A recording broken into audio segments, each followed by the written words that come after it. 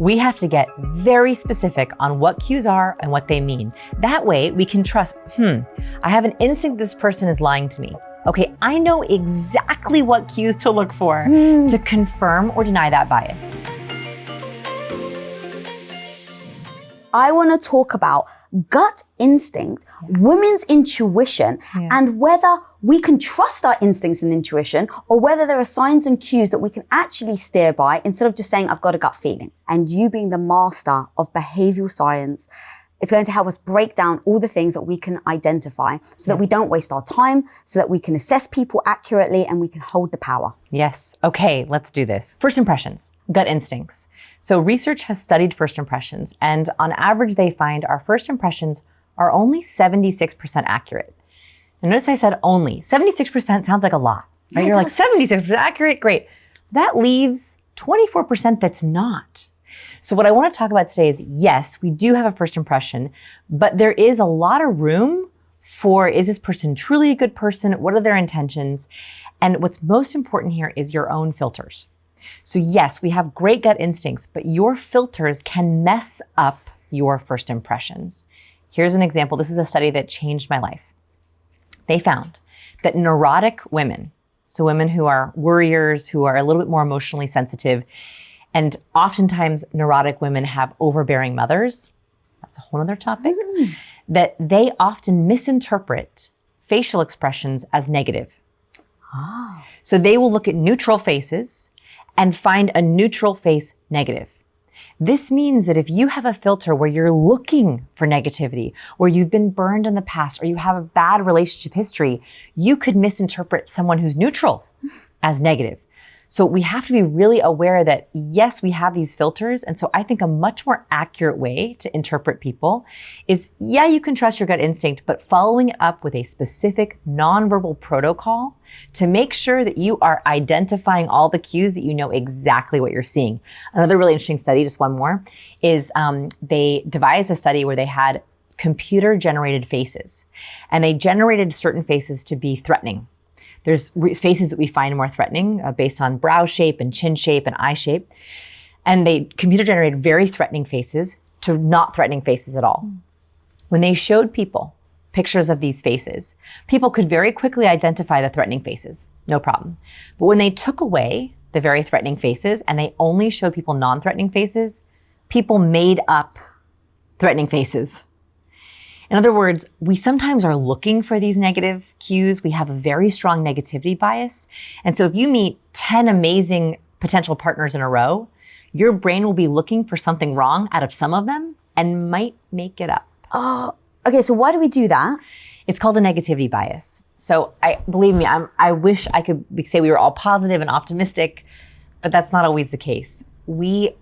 For survival, back in our caveman days, we had to be constantly kind of on the hunt for problems, right? If we were laying in our cave, we had to go, is it going to rain tomorrow? Should I harvest early? Should I collect more water? Like, we had to be on the lookout for problems so that we could solve them ahead of time.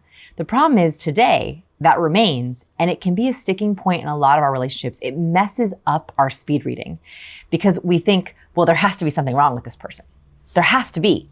And so we make up things that might be wrong with them because our brain is searching for something negative that we could then try to fix. Okay, that's so powerful. And as you were talking there, my mind also goes to, but it's a great defense mechanism, Absolutely. Right? Because when you have been burned, if someone has abused you, whether they've lied to you and you found out later, or they've abused your trust, something happens that you go, well, I'm going to remember that so that next time. Yeah. It's never going to happen again because it's so heartbreaking. Right. So how do you know in those moments then when something is a negative bias or an accurate assessment that you've trained yourself to look out for so that you don't get hurt again? Cues, protocol. We have to get very specific on what cues are and what they mean. That way we can trust, I have an instinct this person is lying to me. Okay, I know exactly what cues to look for to confirm or deny that bias. And that's what I want to talk about today is like confirmation. Is I have this gut instinct. Okay, great. You just picked up a scent. Do not trust that instinct until you verified it. Ooh. Verification and confirmation. Then you know, okay, I know I saw those cues and I also know what to do about it. If you see a cue, a danger zone cue or something that makes you feel nervous, What do you do with that information? And so my goal is, yes, trust your gut instinct as I need to pay closer attention. But that's all it is. Having a spidey sense or not liking someone or worried about someone just means that you have to pay closer attention. It doesn't mean you have to refuse them from their life or they're definitely a problem. It means you have to dig deeper. All right. So I'm assuming, let's just put the situation where someone's gone on a date. Yeah. Do you then advise it to be longer than a coffee? Because again, I'm hearing people these days in the dating world where they're like, I don't want to do dinner because I know within the first 10 seconds, Lisa, whether I actually am interested in them or not. And so why on earth should I do an entire dinner if I can actually thin slice them, do a micro assessment on their behavior and then decide within the first 10 seconds? Is that like a bad idea? Are we actually doing a detriment to the dating world right now by only doing a coffee? Okay. There is a difference between attraction and negativity bias. Oh, okay. Right? So if you're going on a date with someone, in the first 10 seconds, your body and your brain can very quickly assess if there's an attraction there. For example, and this research is pretty new. They haven't identified exactly what's happening, but they think that when we first see someone else as a potential mate, we're trying to assess, would they be a good hormonal match for us? So for example, we can tell a lot about someone's hormones, it's kind of crazy, by our facial shape, by the shape of our jaw. For example, so I'm a female, so if someone was assessing me and a male was looking at me as a potential mate, they might be looking at the health of my hair, they might be looking at the symmetry of my features, which indicates estrogen, they might be looking at the quality of my skin to see if I'm nutritionally healthy. Our brain is making all those calculations. Even if you don't want kids, we're still kind of subconsciously making those calculations. So you are right, or people are right into saying, the first time I meet someone, I have to do an attraction check. For sure. And that might be a short coffee because you're just trying to see, are hormones syncing up? Like, is there an attraction here? Yes. The next step, though, is the idea of trying to speed read someone's personality. So attraction is step one. Great. You're attracted to someone. By the way, that could be friends too, right?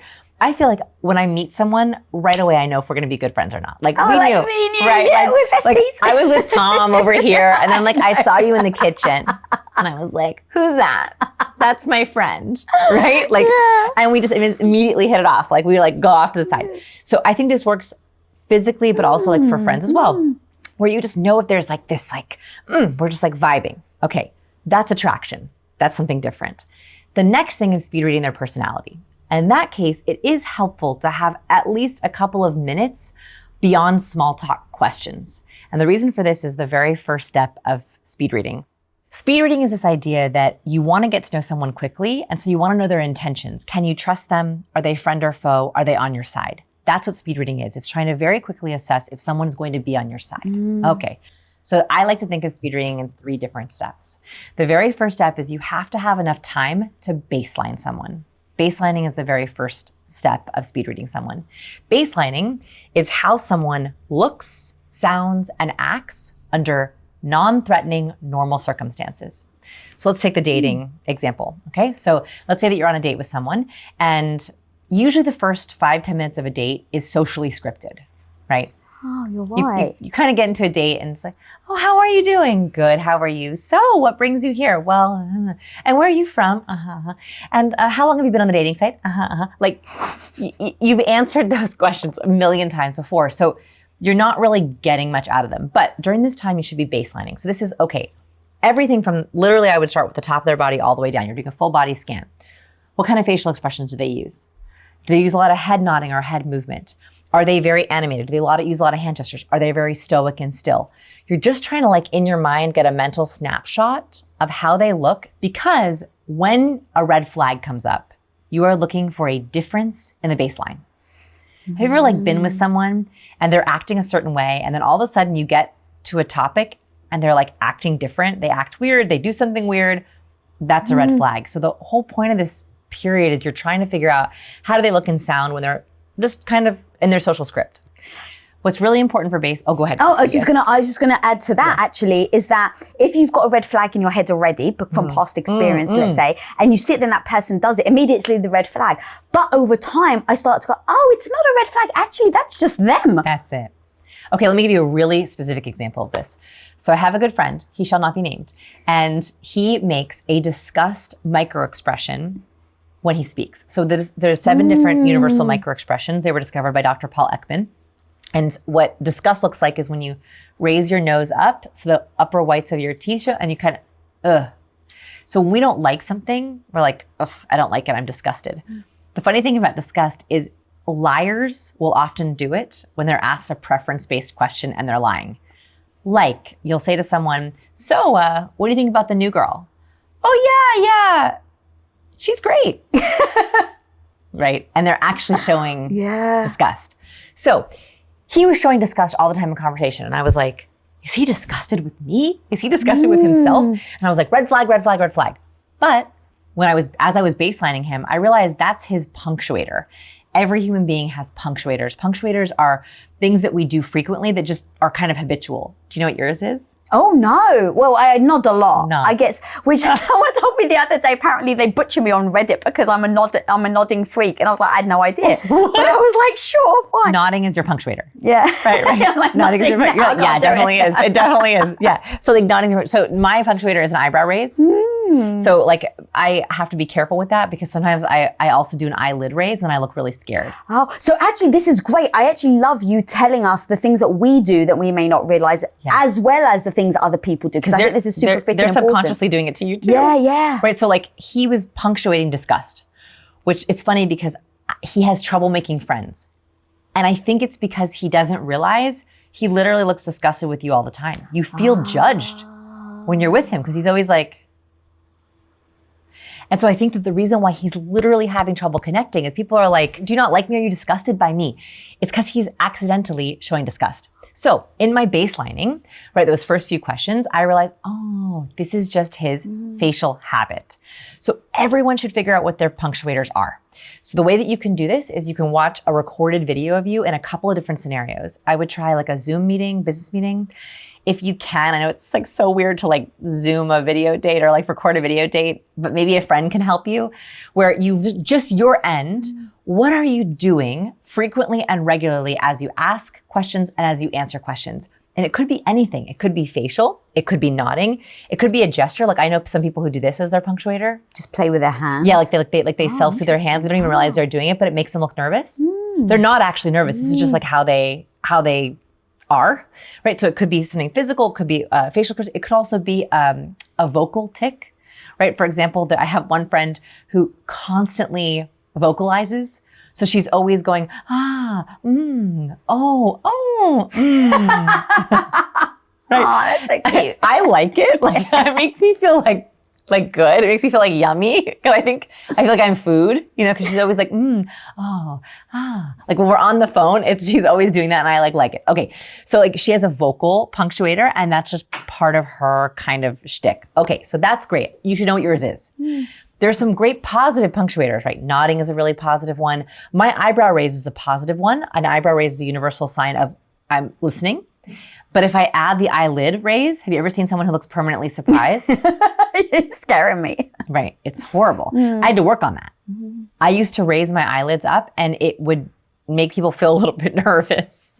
I think it's because I was nervous, right? Like I'm a recovering awkward person. I struggle with social anxiety. And so what was happening was it was like a cycle where because I'm nervous in social situations, I would make that face a lot, which made me feel even more nervous, which made people perceive me as nervous. So as I began to tackle my confidence, my radical confidence, and feel better about myself, I felt less of a need to do that. So what kind of facial expressions are you doing? Are you using any of the negative facial expressions like disgust, like anger, where you're tightening your lower lids and pressing your lips into a hard line? Any of those things, you can begin to work on those because that might be why people are speed reading you as angry or disgusted or closed off. Okay. And then there was one more, actually, if you don't mind, which is the eyes. It was like, you actually like it when a guy is like, wasn't there a hard study? lower lid. Yeah. Yes. Do you mind explaining that? Oh, I love this one. Okay, so this one took me a while to identify. And it happened when I was reading People Magazine's Sexiest Man of the Year for research. Of course. Such a hard life. Of course. I also watch The Bachelor for work. That's how I get the TV from my husband on Monday nights. So I was like reading People Magazine and I noticed that in the magazine, there was men who were smiling, there's men who weren't smiling, but almost every man were hardening their lower lids and like looking at the camera. So they were either like, Or it's like, what is happening here? What is that lower lid hardened? And I looked it up, and when we harden our lower lids, it helps us see details. So for example, if I were to say, hey, Lisa, can you see that spot on the wall? If you look far away, you actually harden your lower lids because you try to see, what does that say? It's like a form of squinting. Like squint, yeah. Yeah, exactly. So when we do that, we're blocking light into our eyes so we can see more detail. When we're trying to take in as much as possible, we widen our eyes. So it's a very simple biological response. Yeah. So we like men who are looking at us so closely, they're trying to see every detail, right? We recognize that if someone's really looking at us, they're scrutinizing us, they're thinking, I want to see everything about you. And boy, does that turn us on, because we want to be seen. Yeah, literally, that's what I was thinking, is that the number one thing in any relationship is, do you feel seen? Yes. And so when I heard you say that, I was like, it's so genius. These small little things.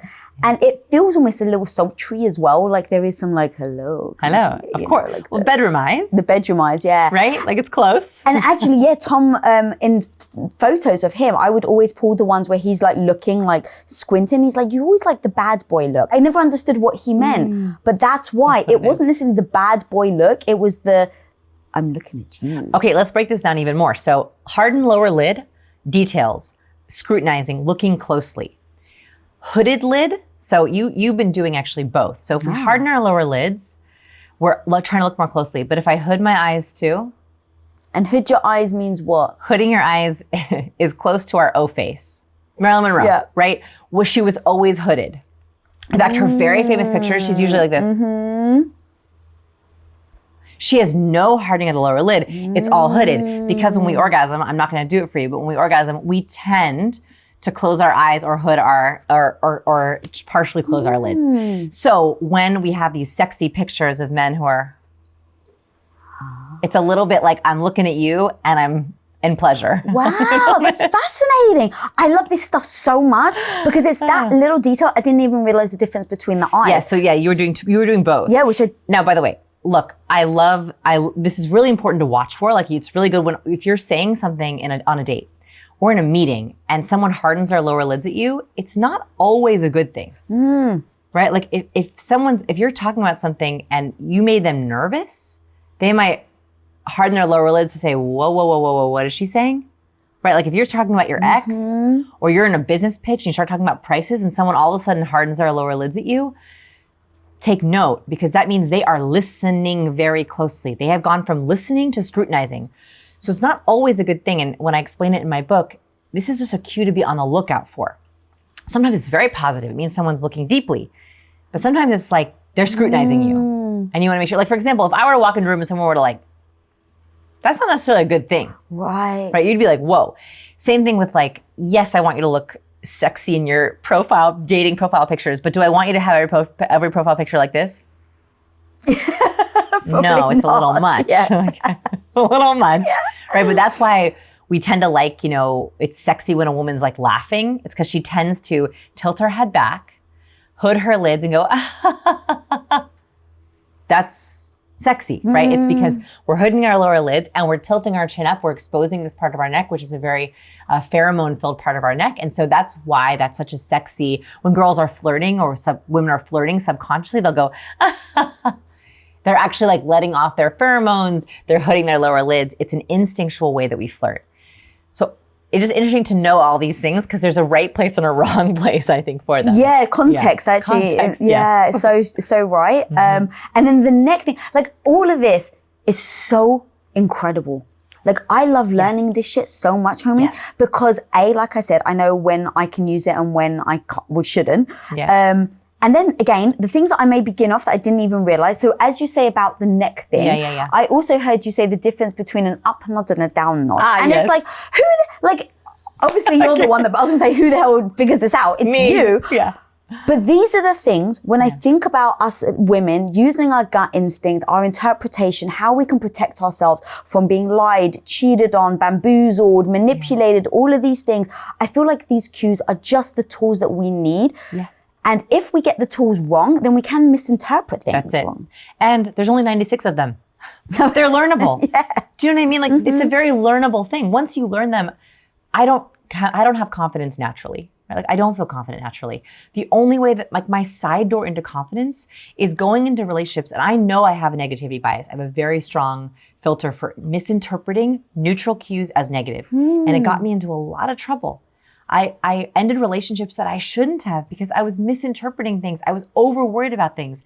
Once I learned, no, I know how to confirm this bias with these very specific cues, that gave me confidence because I didn't have to doubt myself, overthink. If you're a social overthinker, or if you go on a date and you get home and you lay in bed, you just rethink every single thing that you said and that they said, that can go away, right? Like you can learn how to be like, no, I know what I saw.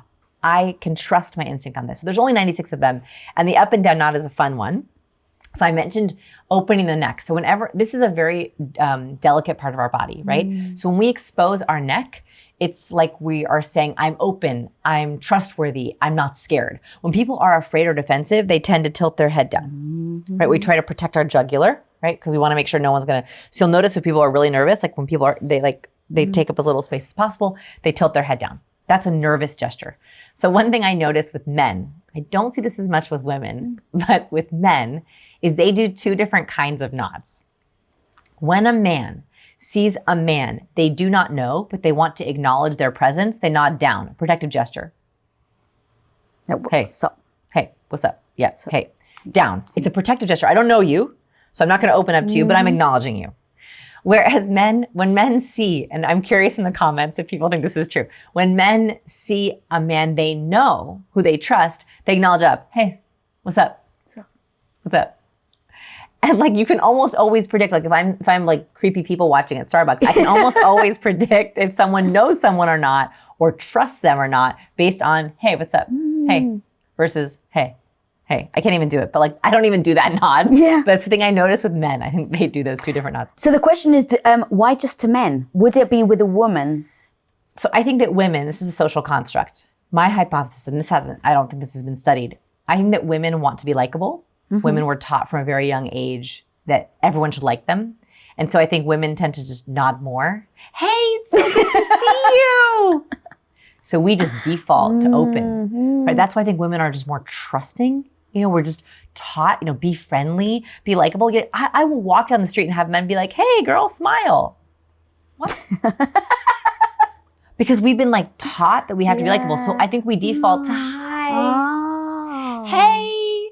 We always default up. What up, homies? It's Lisa Bilyeu, and I want to tell you about the easiest way to listen to my podcast, Women of Impact.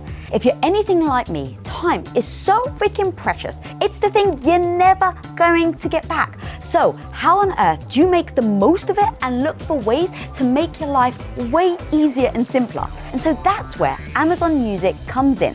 Because listening to Women of Impact on Amazon Music is about as easy as it gets.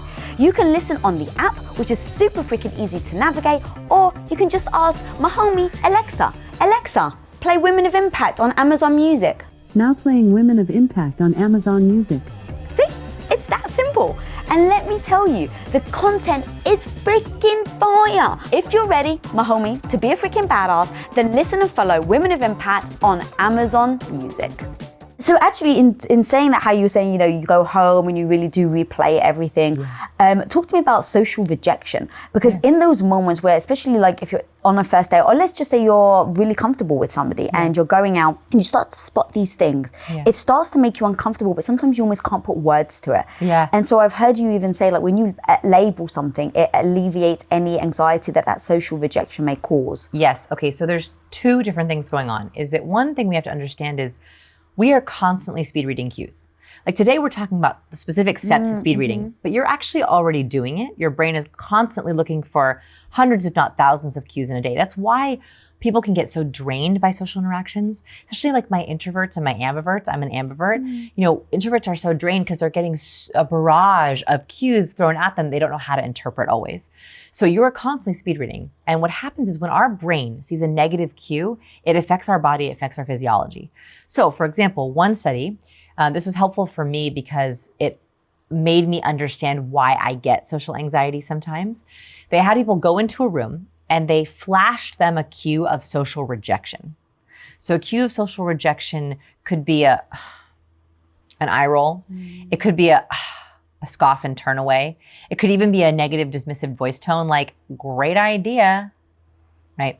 Those are all cues of social rejection, and we don't like them, right? We do not like to be socially rejected. So when they flash this cue of social rejection, people's field of vision increased. Their pupils dilated immediately so they could take in more of the environment. Why?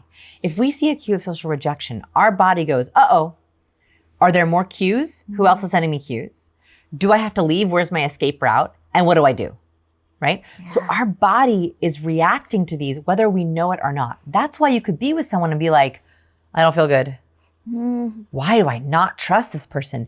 Is your body is reading these cues and your instinct is like, something's off here. And so if you name it, one, you feel more in control of it. And two, it usually deactivates it. And here's the second study. So the study was done at UCLA by Dr. Matthew Lieberman. And what he wanted to know is, okay, we get sent these cues, these negative cues, and we catch them. You know, negative cues are contagious. For example, if he puts people in a brain scanner and he shows them a fear face. So if I show you a fear face, so a fear face is we raise our eyebrows up, we widen our eyes, we like that's a fear face. If you were to see that face on the subway, you'd be like, what's wrong? Oh yeah. Like clutch my bag, make sure that I'm near the door that I can run. I can give you fear just by showing you that face. And that is exactly what he found. Is if he puts people in an MRI machine and he shows them a fearful face, they will catch the fear, okay?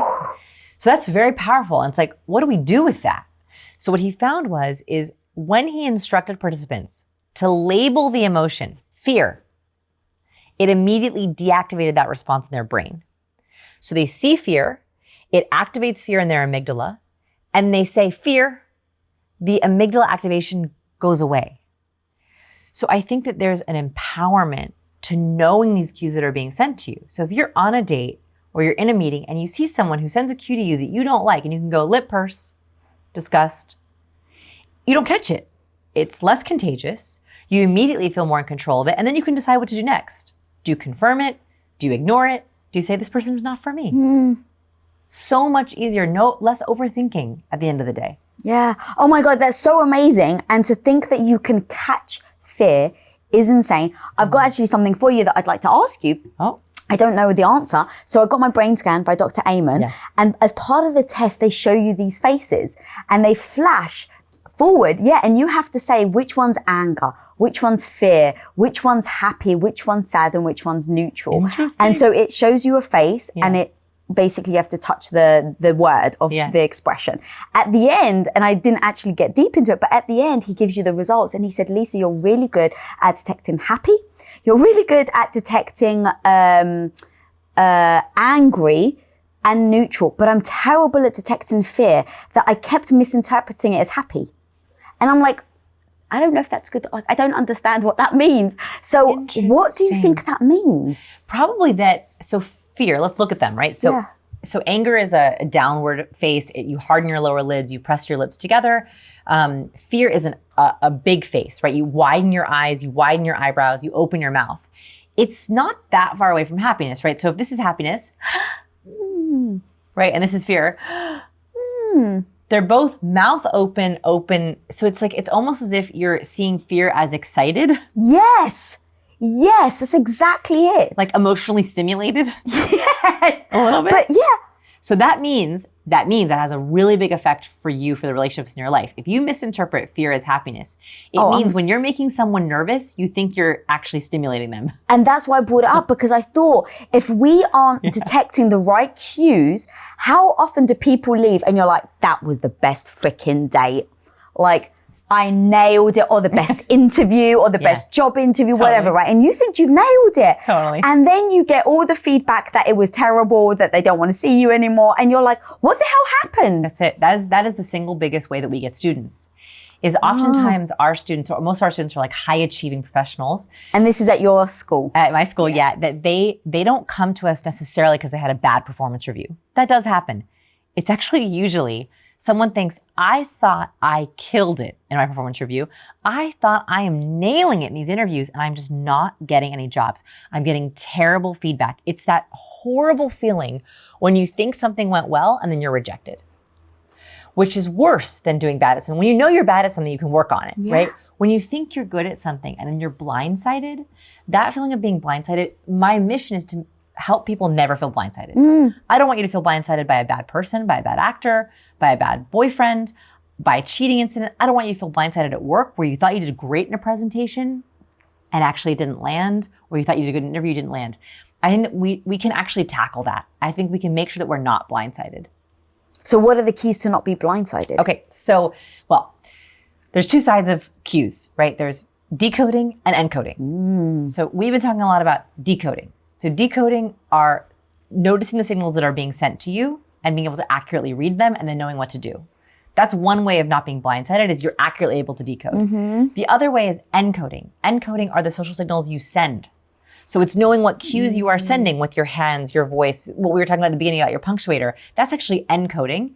And that's another way to not be blindsided, is making sure that you know that you're going in as your most charismatic, your most confident self, so that you are showing up as your best self. That helps not being blindsided. Obviously, you can't control the other person, but those kind of work together. So when you learn a cue, whenever I teach it, it's like, okay, it's the decoding. So you know that disgust, if you see it, someone might be, ugh, I don't like this. Like if someone says to you, oh yeah, I loved you in that project. They probably didn't, unless you baseline them that. Great, you don't want to be blindsided and be like, hey, I'd love to get into the nitty gritty of that. What parts did you like? But there has to be something you didn't like. I'd love to know what that is. Right? Like you just decoded something that allows you to then be like, no, I want to get the full picture here. Right? Like, I don't want to be blindsided on this. And then next time, encoding to make sure you are not accidentally showing disgust. Right? So every cue has both sides, the decode and the encode. I love that. And one question, does it make a difference if you're a man or a woman? I'm going to say no. I'm going to say no, because as humans, we are constantly decoding and encoding. We're decoding with other women. We're encoding with other men. Like, it doesn't matter. Those two mechanisms are always working. So I'm going to say no. There are certain cues that might come across differently, but for the most part, no, it doesn't matter. Every single human should know how to decode and encode these cues. What codes are slightly different for the men and women? Women flirt differently than men. Women instinctually, and also we are attracted to different things on men and women. So for example, with women, we typically, that Marilyn Monroe look, whenever you're trying to think about like what's attractive in a woman, Marilyn Monroe had it down. I don't know if she did it naturally or she learned it, but she would tilt her head up.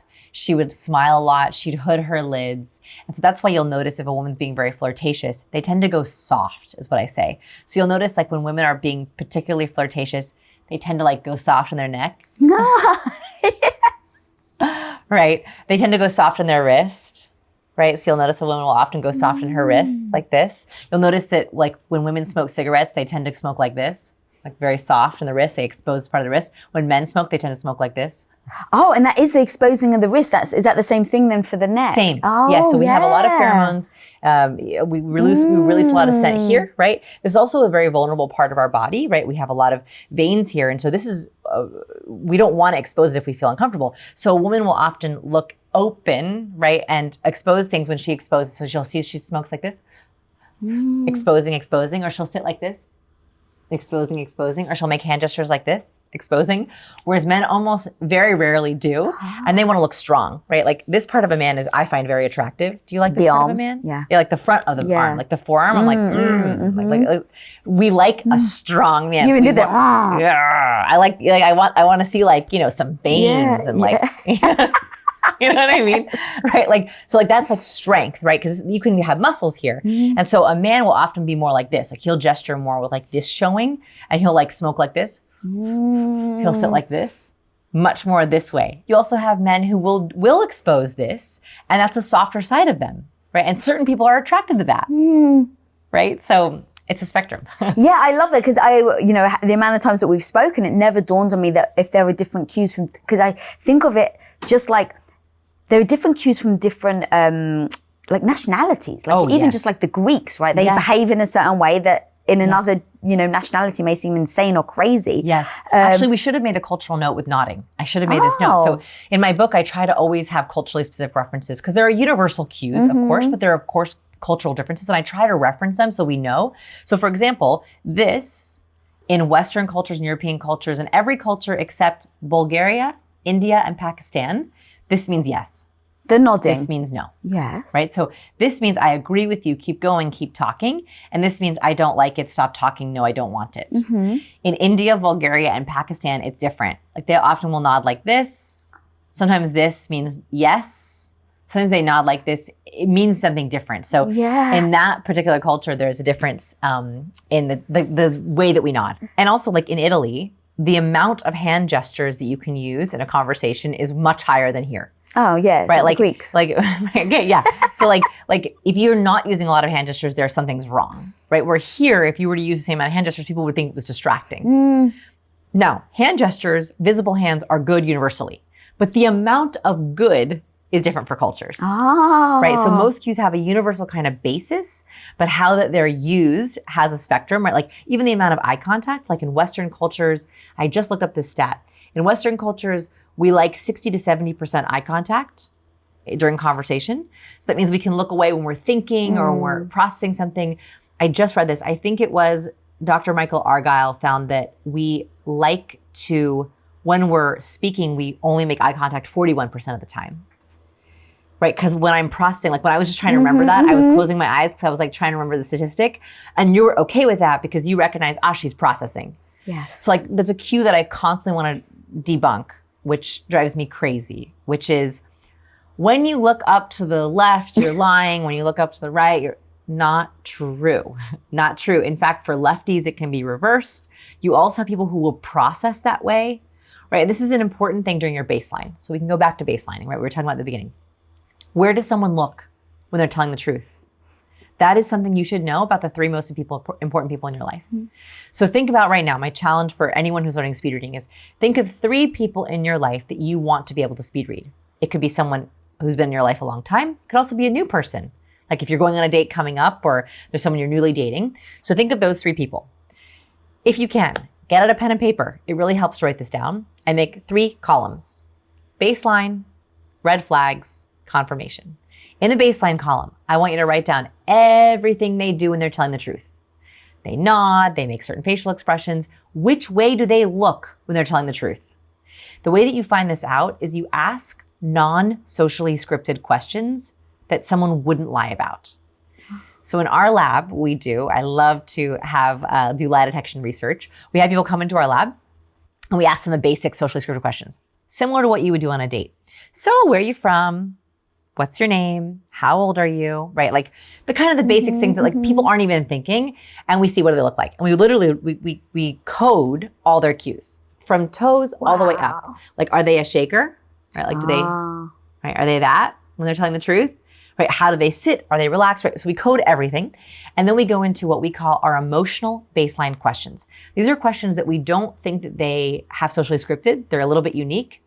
And they should like arouse them a little bit, not sexually, but just like in terms of like, it should like make them feel something, but they wouldn't lie about it. So a great one is, you want to do it? Should I ask you? Yeah. Okay, here's one. What did you have for breakfast yesterday? Chicken with encrusted in almonds, asparagus and peppers and olives. Okay, so we should just baseline Lisa, right? So you looked up and to your left. Yeah. That's how you access the memory. Yeah. So it's really important to know, where does someone access their memories? So when you just recalled, you immediately looked up. So you access memories up there. So if I were baselining you, I would say, okay, accesses memories up to their left. And that's because that's something that, why would I even lie? So assume that that is the answer they'd give, identify where they're looking, jot that down. Right. Got it. And like you were very like direct and very specific. You actually had your hands quite closed. You weren't using a lot of facial expressions. So that is how you look when you're recalling something honest.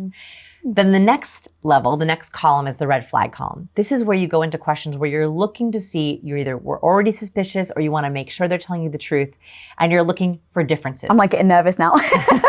Don't worry, I'm not going to do it to you right now. I'm not going to do it to you right now. Yeah, I wouldn't call your tell out on camera. We could do it later. Okay. Over dinner.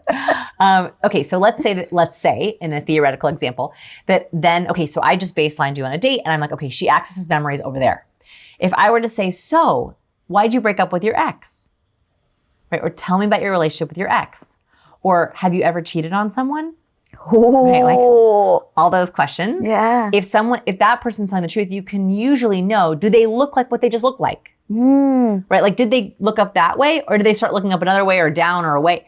Right? You can look for differences in that. So that's that red flag area. Is like, what's different all of a sudden that I've just been asking all these questions. I also like in that emotional baseline to stay as much as possible. Like in our lab, we ask a lot of hard questions and we say, please tell us the truth. And we'll often say things like, what was your worst experience at your last job? And there's no reason for them to lie with us. And you'll see them get nervous, upset. They'll show negative emotions, right? But they're true emotions. And then we play a little game in our lab, and you can do this at home if you'd like, where we ask them to lie to us. And we do it with two different scenarios. First, we ask them to tell us their most embarrassing moment. This is a great one, by the way. If you're on a date, ask someone, what was your most embarrassing moment, right? That way you're accessing an emotion that was embarrassing, right? It's going to be negative. You're going to see negative things. So we ask them, tell us your most embarrassing story and give us as much detail as possible. We have some great stories. People tell us some really funny, embarrassing moments, and people like sweat and people like get really anxious about it, right? So they tell us their most embarrassing story. And then we ask them, please come up with a fake embarrassing story and tell it to us as if it's real. And we don't give them much time. And we keep them on camera the entire time to like try to see how fast they process a lie. Because we ask them to lie to us, right? Then they deliver the fake embarrassing story. And it's incredible how different they look. You will see what lying looks like in action. And there are a couple of red flags that come up over and over again. So I call these the danger zone cues, right? So danger zone cues, this is in my book, I have a chapter on this. And like, it was so long that my editor was like, we can't. I was like, but there are so many. That's your next book. Yeah, maybe. The danger cues. Oh my goodness. So yes, so there's a lot of them, but we can talk about a couple of just ones that are common. Now, there's no Pinocchio's nose. There's no way to know for sure if someone is lying. If there was, we wouldn't have any liars, right? But there are statistical cues to deceit, cues that often come up over and over again when someone is lying. So statistically speaking, these are pretty common, but they're not foolproof, right? That's why you have to make sure you're baselining and you have to make sure you confirm. I love that. Okay. So common, touching the nose. For some reason, we have tissue in our nose that itches and swells with blood when we lie. And so people will often do that when they're lying. Cheaters, if you watch the show Cheaters or you watch any show where people are talking to cheaters, you'll notice that cheaters will often touch their nose when they do it, especially if they're lying about it. It's like a shame thing. So touching the nose all of a sudden. Now, if someone's been touching the nose during their baseline, not a red flag. Or if they've got allergies or a cold, not a red flag. Right. But if all of a sudden they're like, well, my ex, she was, we were just had a lot of differences. Like there is a lot there, right? Like that's more questions. That's the confirmation column, which is the third one. So touching the nose is one of them. A lip purse is another. So a lip purse is when we press our lips into a hard line. We often do this when withholding. People will, well, they're like trying to think, how do I say this in a way that's not going to sound terrible? Like if you ask someone a hard question, like how much do you weigh? They'll be like, like they immediately lip purse because we don't want to answer that question. So lip pursing is not a sign of lying, but it's a sign of like, I don't love this question and I might be thinking about how I'm withholding. Like hesitation. Yes, like hesitation, withholding. So when I see it, I'm always, again, I'm just making a note, like I'm paying attention, like, there was something there that made them feel like I have to hold back a little bit, right? And that's when I'll say like, hey, like we're good, like, I'm on your side. Like, I just want to know, honestly, like, you're not going to upset me. Yeah, because that's what I was thinking. That moment, they may be thinking, oh, like out of anxiety, right? Like, and it may not come out as like they're lying, but they had the anxiety over the question, so they pierced their lips. Yes. So and now you may perceive it as introverts. So I work with a lot of introverts, and I say we have to respect our introverts. So introverts often, if they're asked too personal of a question, or they're asked to brainstorm on the spot. An introvert is much more introspective. They like to take time to focus. They don't like verbalizing all their feelings or their ideas. So if you're in a meeting with them and you're like, so Lisa, tell me what you think. I like it. Like, it's not necessarily that they're lying. It's just that you put them on the spot in a way that makes them feel uncomfortable. So for them, I say, okay, if you saw that after the meeting, follow up in writing. don't approach them after the meeting. That's also going to make an introvert nervous. In writing, say, hey, I just want to follow up with the meeting. I know I asked you very quickly about your thoughts on the project, but I'd love if you have any other thoughts to share. In the next few days, email those over. Like respectful, like I'm not going to like, so tell me really, what do you really think about that? That's like an introvert. It's like, no, please no. Right. So a lip purse is just a sign of something, dig deeper there. The shame gesture is another one. Shame is when we touch the side of our forehead. I don't know why. I think it's an eye blocking behavior. Like we block. So we don't like something as humans. We do a number of things. We block. So we'll often cross our arms and try to like get away from it. We distance.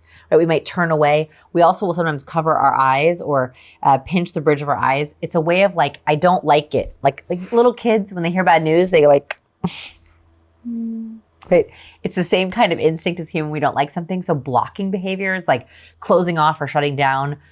Anytime you see a sudden difference in a baseline, you're like, what is happening? Actually, I'd love to go a little deeper when you said if you're dealing with an introvert. So how many, and you mentioned it slightly earlier about personality traits. Yes. And so as I was thinking about, as you break it down, help me navigate different types of personalities and different people's moods. Yes. Because I assume, right, it's like, let's say you've caught me on a really bad day. Like things are just not going well in my life. Let's say something really bad has happened at work. Someone's also quit. Someone in my family is like just imagine the worst case scenario. And now I walk in the room. I'm not necessarily going to walk in the room as my typical like lively self. So the cues I may be giving can be interpreted maybe in a wrong manner. For sure. Based on who they think I am, but actually it's my mood. Okay, so that's the third column, confirmation.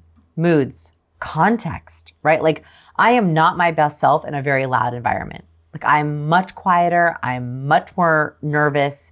Like that would not be me on a good day. So context, mood, those can all change things. So the last column is confirmation. It's that you baseline someone, you know what they look like when they're honest, telling the truth.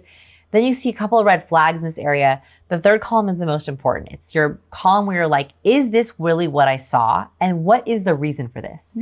I like to take a Pollyanna approach to lie detection in that we should assume the best, right? We have to assume the best in people because if we do that, we are not going to get as many false positives, right? Or like we're not going to see as many false lies. Oh, because I do the opposite. I almost go in scrutinizing people until they've proven. I think that's from having been bullied as a kid probably and having trust issues with people when I first meet them. Absolutely. That's a filter that you have. So they actually studied this. They found that people who are more skeptical, people who are not Pollyanna, catch less lies. Oh, what? And have more false positives. Whereas Pollyannas, people who are more trusting, people who have more of an optimistic outlook, actually do better at catching the lies. Wow. So I want you to really go into it with, I noticed all these things, but I'm not going to make a judgment yet. I need to confirm. And the confirmation column can look a lot of different ways. It can be a second date, right? Like, let's see if the mood is different. It can be a change of context. Hey, let's get out of here and go get some coffee or like go to a quieter bar. Or hey, let's move into the kitchen. It's so loud in this room, right? So it can be a move of context. It can be another time. It could also be going into the topic again with a different set of questions. Right? So if it was, let's say that you saw a lot of red flags about their ex, right? And you're like, oh my goodness, I saw all kinds of red flags. Now, we don't know why. We don't know if it's because that ex cheated on them or they were cheating on that ex. They don't know if it's because it was a bad breakup. We don't know why. So that confirmation column could be simply asking better, more deeper questions about that topic so you can figure out what is the source of this cue, right? A lot of the times with cues, you'll see a negative cue, but you don't know what it is. Like if I'm with someone and I see contempt, contempt is the microexpression of hatred or disdain. It's a one-sided mouth raise. And it's what, like the number one thing that all marriages, I think, end up failing if they see the sign of contempt. Right. So Dr. John Gottman can predict with 93.6% accuracy if a couple will get divorced by watching a silent video of them just looking for contempt.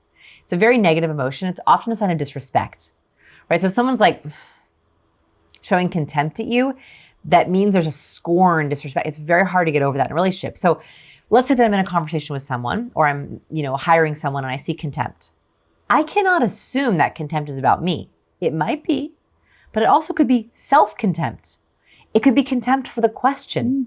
It could be contempt for a very, very bad day, and they're having an internal dialogue that's very negative. So that's why that confirmation column is so important. Okay, if let's say I'm in an interview and someone shows me contempt and I'm like, what is this? Is it me? Is it the job? And then I'm like, okay, I want to do a second interview and I'm going to bring someone else so they can see if they got it. And we're going to change the context. I'm not going to do Zoom. I want to do in person, right? And then I do the interview again and I ask a different set of questions. And maybe I ask the same question that caused the contempt last time in a different way. And I see, does it come up again, right? Is it different in context? And that confirmation column is your last one. I like to look for a rule of 3. If I see the same negative cluster 3 times in a row with 3 different contexts or 3 different questions, I go, okay, now time for me to make a decision. That's sort of my rule of thumb. So the confirmation column is how we make sure that a mood doesn't give us a false answer. That's amazing. How often have you been wrong after the 3 strikes? Often. That's why that confirmation column is an essential part of the process. I think the biggest mistake that people make is they say, he had a terrible red flag, I can't trust him. But if you don't do that 3rd column, you're gonna misinterpret. It's the only way to make sure that we're being accurate readers of people. And that's the whole goal here, right? I approach relationships as we're all searching for connection. People are inherently good.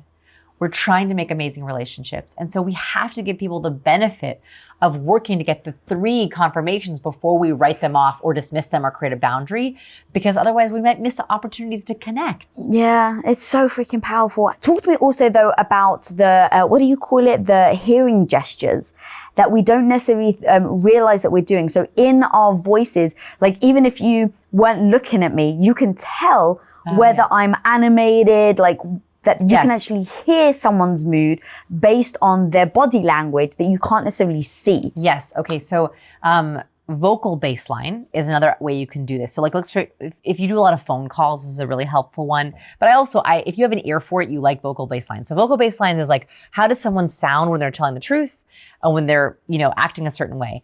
One experiment we did in our lab is I wanted to know if facial expressions change the sound of voices. So what we did is we brought people into our lab and we had them do a vocal first impression. So a vocal first impression is the first word that someone says. And it's actually where research has found that we decide how confident someone is within 100 milliseconds of hearing them speak. That's hello. That's it. Why? Why does this work this way? Is because our vocal cords are very sensitive to tension. So if I'm relaxed, I'm using my maximum resonance point. I'm really down low, my vocal cords are nice and relaxed. Now, I'm gonna tighten my voice so you can hear what it sounds like. So if I begin to get anxious or afraid, my vocal cords tighten like this and I'll go a little higher in my vocal range. I'll also begin to get a lot of vocal fry so that I lose my actual voice, but you can just hear that vocal fry. And that's because I'm tightening my vocal cords very tightly. And so we listen for this. So if I were to say hello, hello? Oh, you sound so like I'm getting anxious for you. Versus hello? Yeah.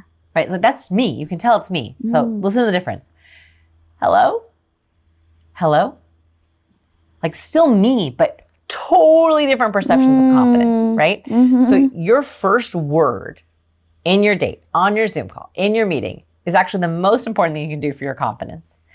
And you want to make sure you're not accidentally giving away your vocal confidence. So we brought people in the lab and we had them do hellos. That's all we had them do, okay? So they went and they sat in the microphone and they said, hello, just like they answer the phone. Yeah. We had them do 2 control hellos, so they're normal hellos. And then we had them do a happiness microexpression and think of something that made them happy. So we had them think of something that makes you happy, right? And you smile, smile, smile, smile, and then say hello. Hello. Okay, right? So we had them do their hello, their happiness hello. Then we had them think of something that makes them angry. Angry, angry, angry. Now, pull your eyebrows down, harden your lower lips, and say hello. Hello. Right. Then and by the way, these sound very distinct, but in the lab, we said to them, make your hello kind of sound the same. Don't try to make it sound different. Right. Try to hide it. We just want you to think and feel it. So we had them do a anger microexpression, a happiness microexpression, a neutral expression, a fear expression, hello, and a sadness expression. So a sadness expression is when we pull our corners of our lips down and we droop our lower lids and we say hello. Right. Aww. Now, they were not that dramatic. We had them try to hide it. But what we found is that, one, those hellos sounded distinctly different even when they were trying to hide the emotion. which is exactly what happens when you pick up the phone in a bad mood, right? You're like, I'm in a really bad mood, but I'm gonna try to hide it. Hello? Right? Yeah. Right. This is like me with phone anxiety is I'm like, please don't pick up, please don't pick up, please don't pick up. Hey, how are you? Yeah. Right. Like we can still hear it. So they sounded different. Same person, but like there was differences. You couldn't know what you were hearing, but you could hear they sounded a little bit different. Then we took all those recordings and we had people on our website listen to the hello and answer. I like this person a lot. I like this person a little. I don't like this person at all. Right? So they didn't know what they were hearing, right? It was just a random male or female saying hello. And we had them answer these questions. We found there was the most likable hello and the least likable hello. Can you guess which or what? The most likable was the happy and the least likable was the, I'm gonna go with angry. So the most likable hello was happy, but a close second was the last control hello. In other words, once someone was warmed and had gone through the exercise with us and felt really comfortable, their last comfortable hello got really so close to the top. Wow. Which means like if you're warmed up and you're kind of comfortable, you also sound very charismatic and confident. The least likable hello was the sadness hello. We do not like to catch sadness. Anger, we can calm down. Fear, we can calm down. We don't like sad people. Interesting. Yeah. And so when you see movies where people are practicing in front of the mirror, that's actually a good thing. Yeah. Like you can work out your nerves, right? Like you can rehearse out your nerves. Like we give at our website social meditations. Like just like for how people like to like meditate like with an active exercise before they socialize. Like that really does work. Okay. So what's interesting about this is like your face, your expressions can change your sound. So before you answer the phone, before you walk into the room, before you say hello, try not to hold your breath. So the thing that can happen is people go, hello, hi. In fact, when I watch some of your interviews, I notice that someone sounds different in the first line versus their most confident answers. It's so funny. Like some of your guests, I'll notice like right at the beginning, they're like, hi, Lisa. Hello. It's so good to see you. And then once they get to their content, they're like killing it. They're like, you know, telling like they probably did it today just because I was excited to see you. Because excitement and highness go hand in hand. Oh. Right? Like when we're excited, we often go like really high. We're so excited to see each other. So you have to be really careful to not go too high in the very beginning. So don't hold your breath, right? When you're saying, hey, everyone, that sounds more nervous versus, hey, everyone, like totally different. So make sure you're speaking on the out breath. Try not to hold your breath. And if you can, think of why you're comfortable, confident, happy. That's very contagious. I love this because when I think about all the things that hold us back, like these moments when we first go, like the first date, that first job interview, that first moment of like, it can be nerve-wracking. And sometimes when you don't know why you've either been rejected or why something's been a no, not being able to self-assess, it leaves you like without being able to maneuver again, whether it's a date or anything. And so at least having these tactics and tools, like I know how I sound now and I've just embraced it, but I know that I'm squeaky.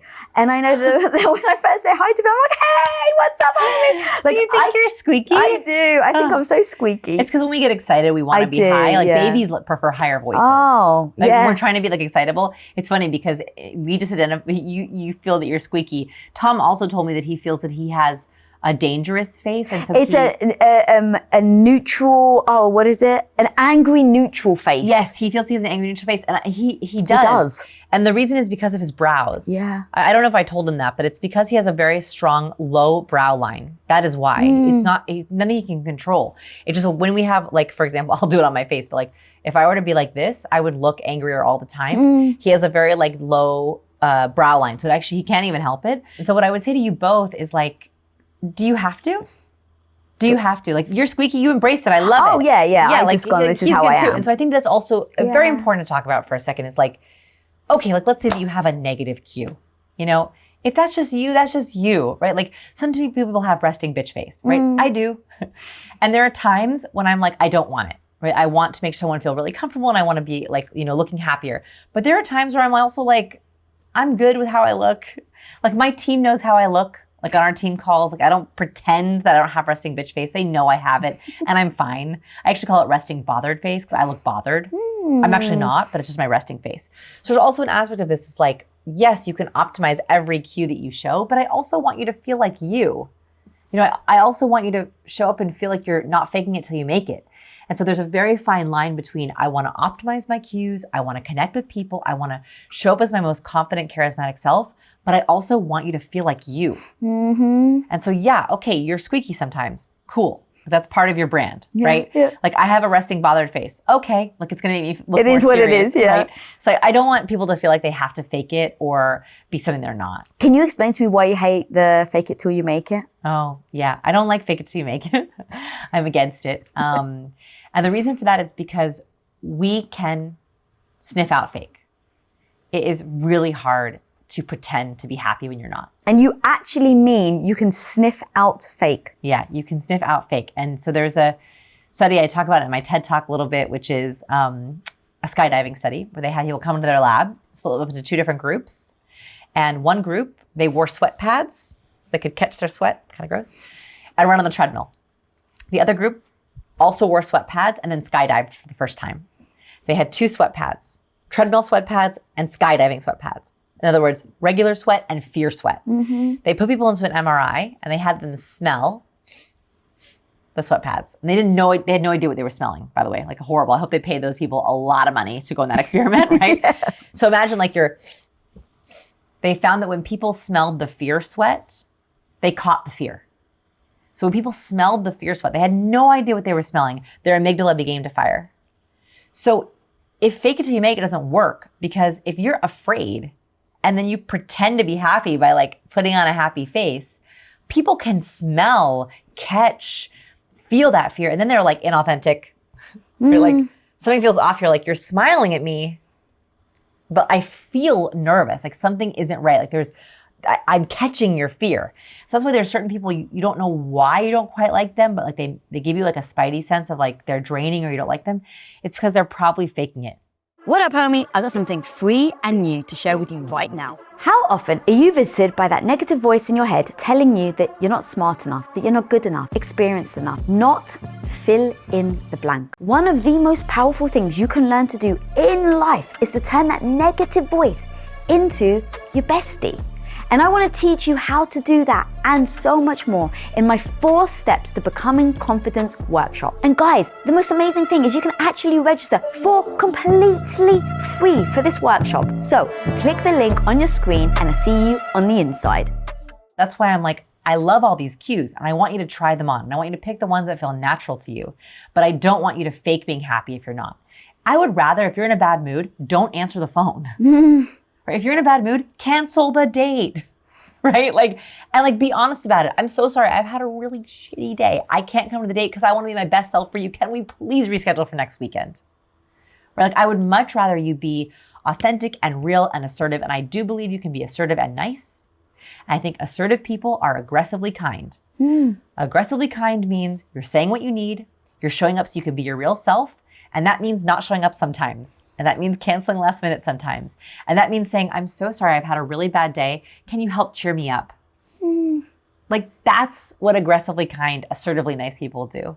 Dude, the pheromone thing is insane. Yeah, it's insane. It has so many implications, it's hard to even comprehend. Many. I mean, it kind of really allows us to come full circle from where we even started, where it comes to gut instinct and intuition. These are the things that you may not even be able to actually explain. And maybe a scientist can when they go deep into pheromones and why. And I actually understand, going back to the caveman days, why that would serve you, right? Because you don't have time to scream to somebody or to tell somebody. You just sense it. And then so thinking through the fear thing and then how that can show up on certain days, if one of you that is anxious, then almost I feel kind of bad for the other person, because it's or feel for the person that's anxious, because now maybe you're putting them off you and they don't even know why. And it's maybe the pheromones of your fear.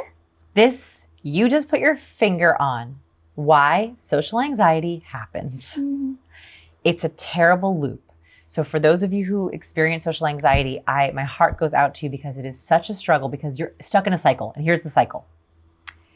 I call myself a recovering awkward person because I was in this cycle for many years before I was able to break out of it. You're anxious.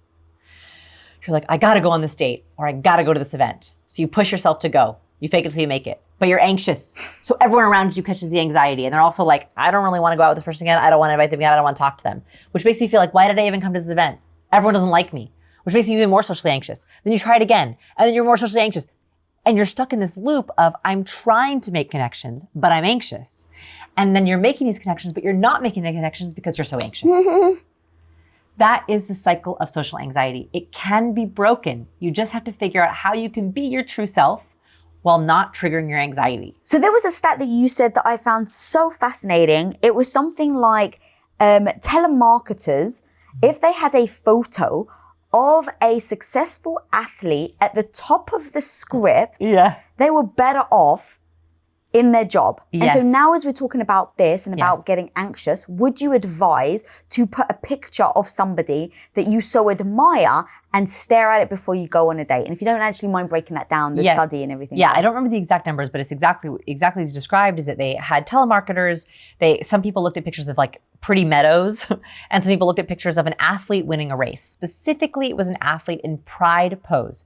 So as humans across cultures, when we win a race, we want to take up as much space as possible. We tilt our chin up, right? We open up our jugular. We usually open up our hands. We usually gesture up towards the sky, or we kind of make a big gesture. That's a universal gesture of pride. Like when kids win a race, they jump up and down. It's because we're saying, I'm comfortable in my environment and I want to be noticed, right? It's like a universal expression of pride. So they had people in a universal expression of pride. What's interesting is they've studied this in a lot of different ways, in that, yes, fear is contagious, but pride is contagious too, right? This is why charismatic people, we're so drawn to them. It's because we want to catch their charisma, right? We're attracted to that person across the room who's very charismatic, who's signaling all the cues that we like. So I outline the charisma cues. So openness, fronting, leaning, nodding, mirroring, touch, right? There's all these cues that we're like we like it because we want to catch it. It's not like because we like that person, we want it for ourselves. So what they found is if they flash this picture, or they have this picture of a pride athlete, it's sort of like triggered the winner's response and the pride response in the telemarketers, which when we catch pride, it makes us better. Like a micro win, a small win, it triggers a chemical response in our body, not to get overcomplicated, but it gives us testosterone, which even if we're a woman, that makes us run faster, it makes us think faster, it increases our endurance.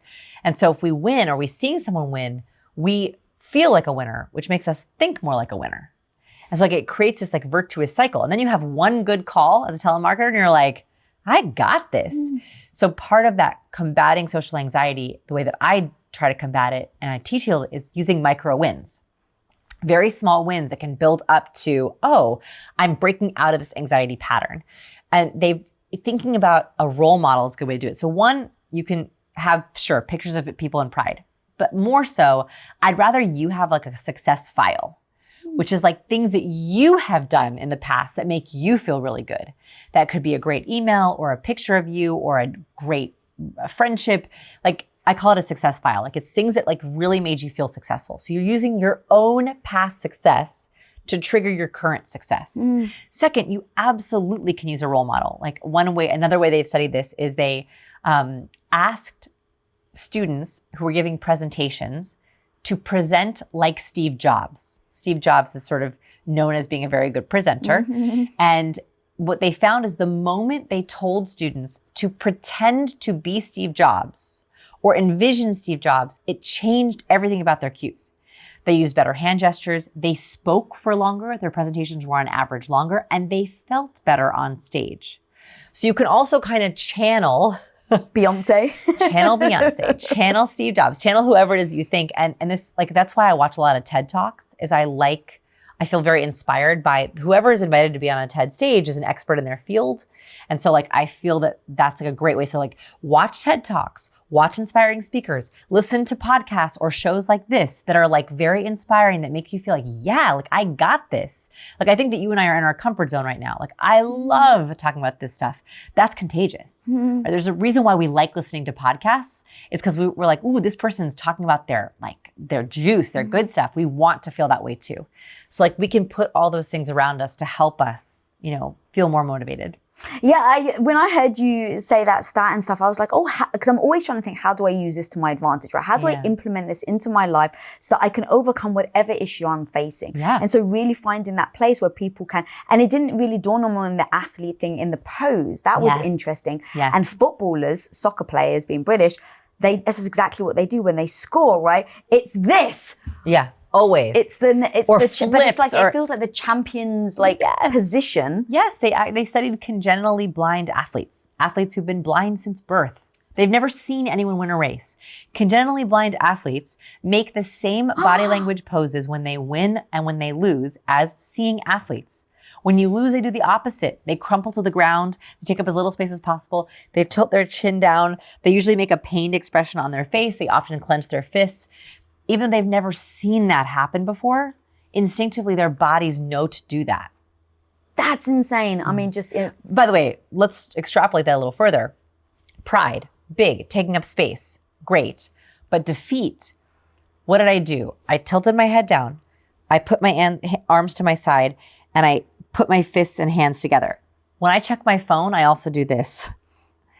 When we check our phone, we accidentally go into the defeat posture. Ooh. So if you're waiting for your date to show up and you're sitting at the table like this, you are triggering in your body a feeling of defeat and shame. And your first impression when they walk into the restaurant is to see you hunched over your phone. Immediately, you're sending a defeated position.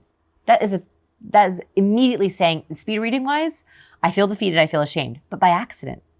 Right? By accident, we're doing that, we're checking our phone, we don't even realize it. So if you are waiting for your date, please look around the room, take stock, take up space, put your arm on the chair, look around, chat with the waiter, practice your banter, right? Like, I love practicing my banter with servers, right? Because that's a great way to like kind of warm yourself up, look around, take stock, open the menu, right? Like look at it really big. Try to take up space as opposed to checking your phone. You also don't know what you're going to see on your phone, and it might trigger that sense of anxiety in your feed. Do not do that in your first impression, right? You want your first impression to be as expansive as possible. When they walk in, you can't go like this, right? Or you can say, oh, it's so good to see you if you want to. But I'd rather, oh my gosh, good to see you. Hey, come on over. Right? Like even that is a huge, very easy, broad gesture. And you did that. That's showing your wrist. Yeah. And also like it's broad. Right? Yeah, I was like, hey, good to see you. Yeah.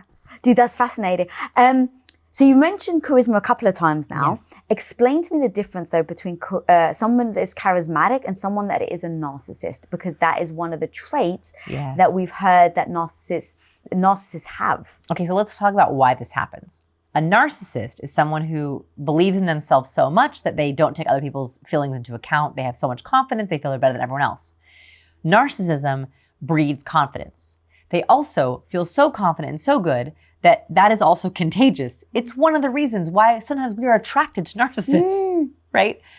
We don't like that they lie to us, but boy, are they really confidently contagious. That is why you'll have people who are like, oh, I just keep dating the same person over and over again. They're so narcissistic, they're so obsessed with themselves. You don't have to be hard on yourself for that. The reason is because you're attracted to their innate sense of confidence because you want to catch it, right? And so narcissism breeds confidence, which can breed charisma because they feel so good about themselves, they're not faking anything. Right? They really feel like they're the best catch in the world. So it's actually a sequence of events that happens. And once you recognize that, it's much easier to spot it. You can say, oh, there's a really confident person. I can find my own confidence, right? I don't need to get it from someone else. I can buy radical confidence. I can go figure out my cues. I don't need to get it from you. I can get it myself. That's a much more empowering way to say, I can recognize that's a confident person, but I don't need to get it from them. All right, so let's say you've done that, but you still love being around charismatic people. Absolutely. How do you know when it goes from charismatic to narcissism? When you feel like you're being gaslit. So gaslighting, I don't know if you've talked about this much, but if you feel like you're not, like you're questioning yourself all the time, or they're making you question your own truth, that is a problem. That is when narcissism has gone into you questioning your own truth, right? You have to know your own truth. So when you feel like you're being gaslit, gaslit, when you are feeling like you are constantly sacrificing your happiness and your time for someone who's not appreciating it, right? That is when like, okay, gone a step too far. And I also think when a relationship burns you out, like relationships most of the time should give you energy. Now, when someone's having a bad week or a bad day or going through a crisis, no, then you're the giver of energy. But for the most part, a good relationship gives both people energy. Both people are like, oh, I'm so excited to see them. I'm so excited to spend time with them. I love talking to them. We're going to make time for each other. That's energy giving. In a narcissistic relationship, it has gone too far when the narcissist is taking, and they're getting energy, but you're not. Or their energy is coming at the sake of your energy.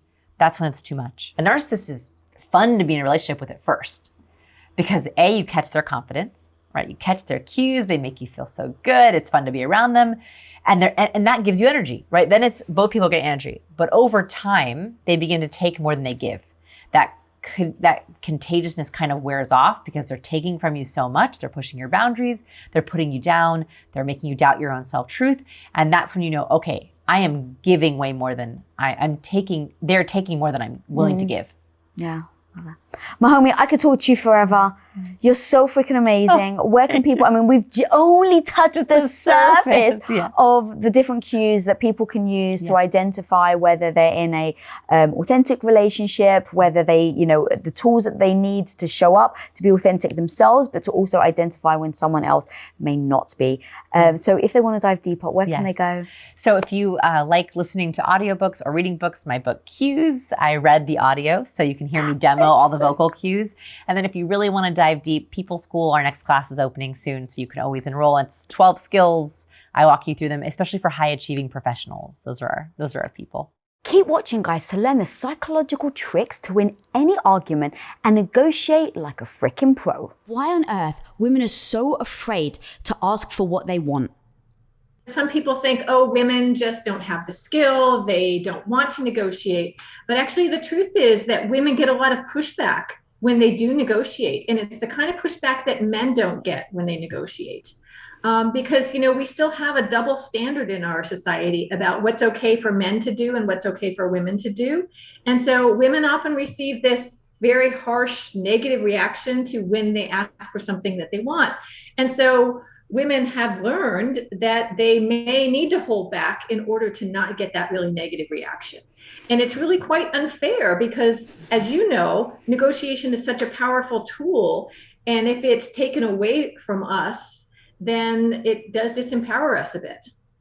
Yeah, that's so powerful. And I'd love to actually dive deeper on that, because if we have the experience where we try it, right, and we get pushback, that almost teaches us something. And so do you think that that's what's happened from younger ages? Young girls have tried to negotiate or try to ask for what they want. They get pushback. We kind of accidentally learn the lesson that we get resistance. And so as we get older, we find ourselves in our adulthood now having learned the lesson that we shouldn't negotiate or ask for what we want.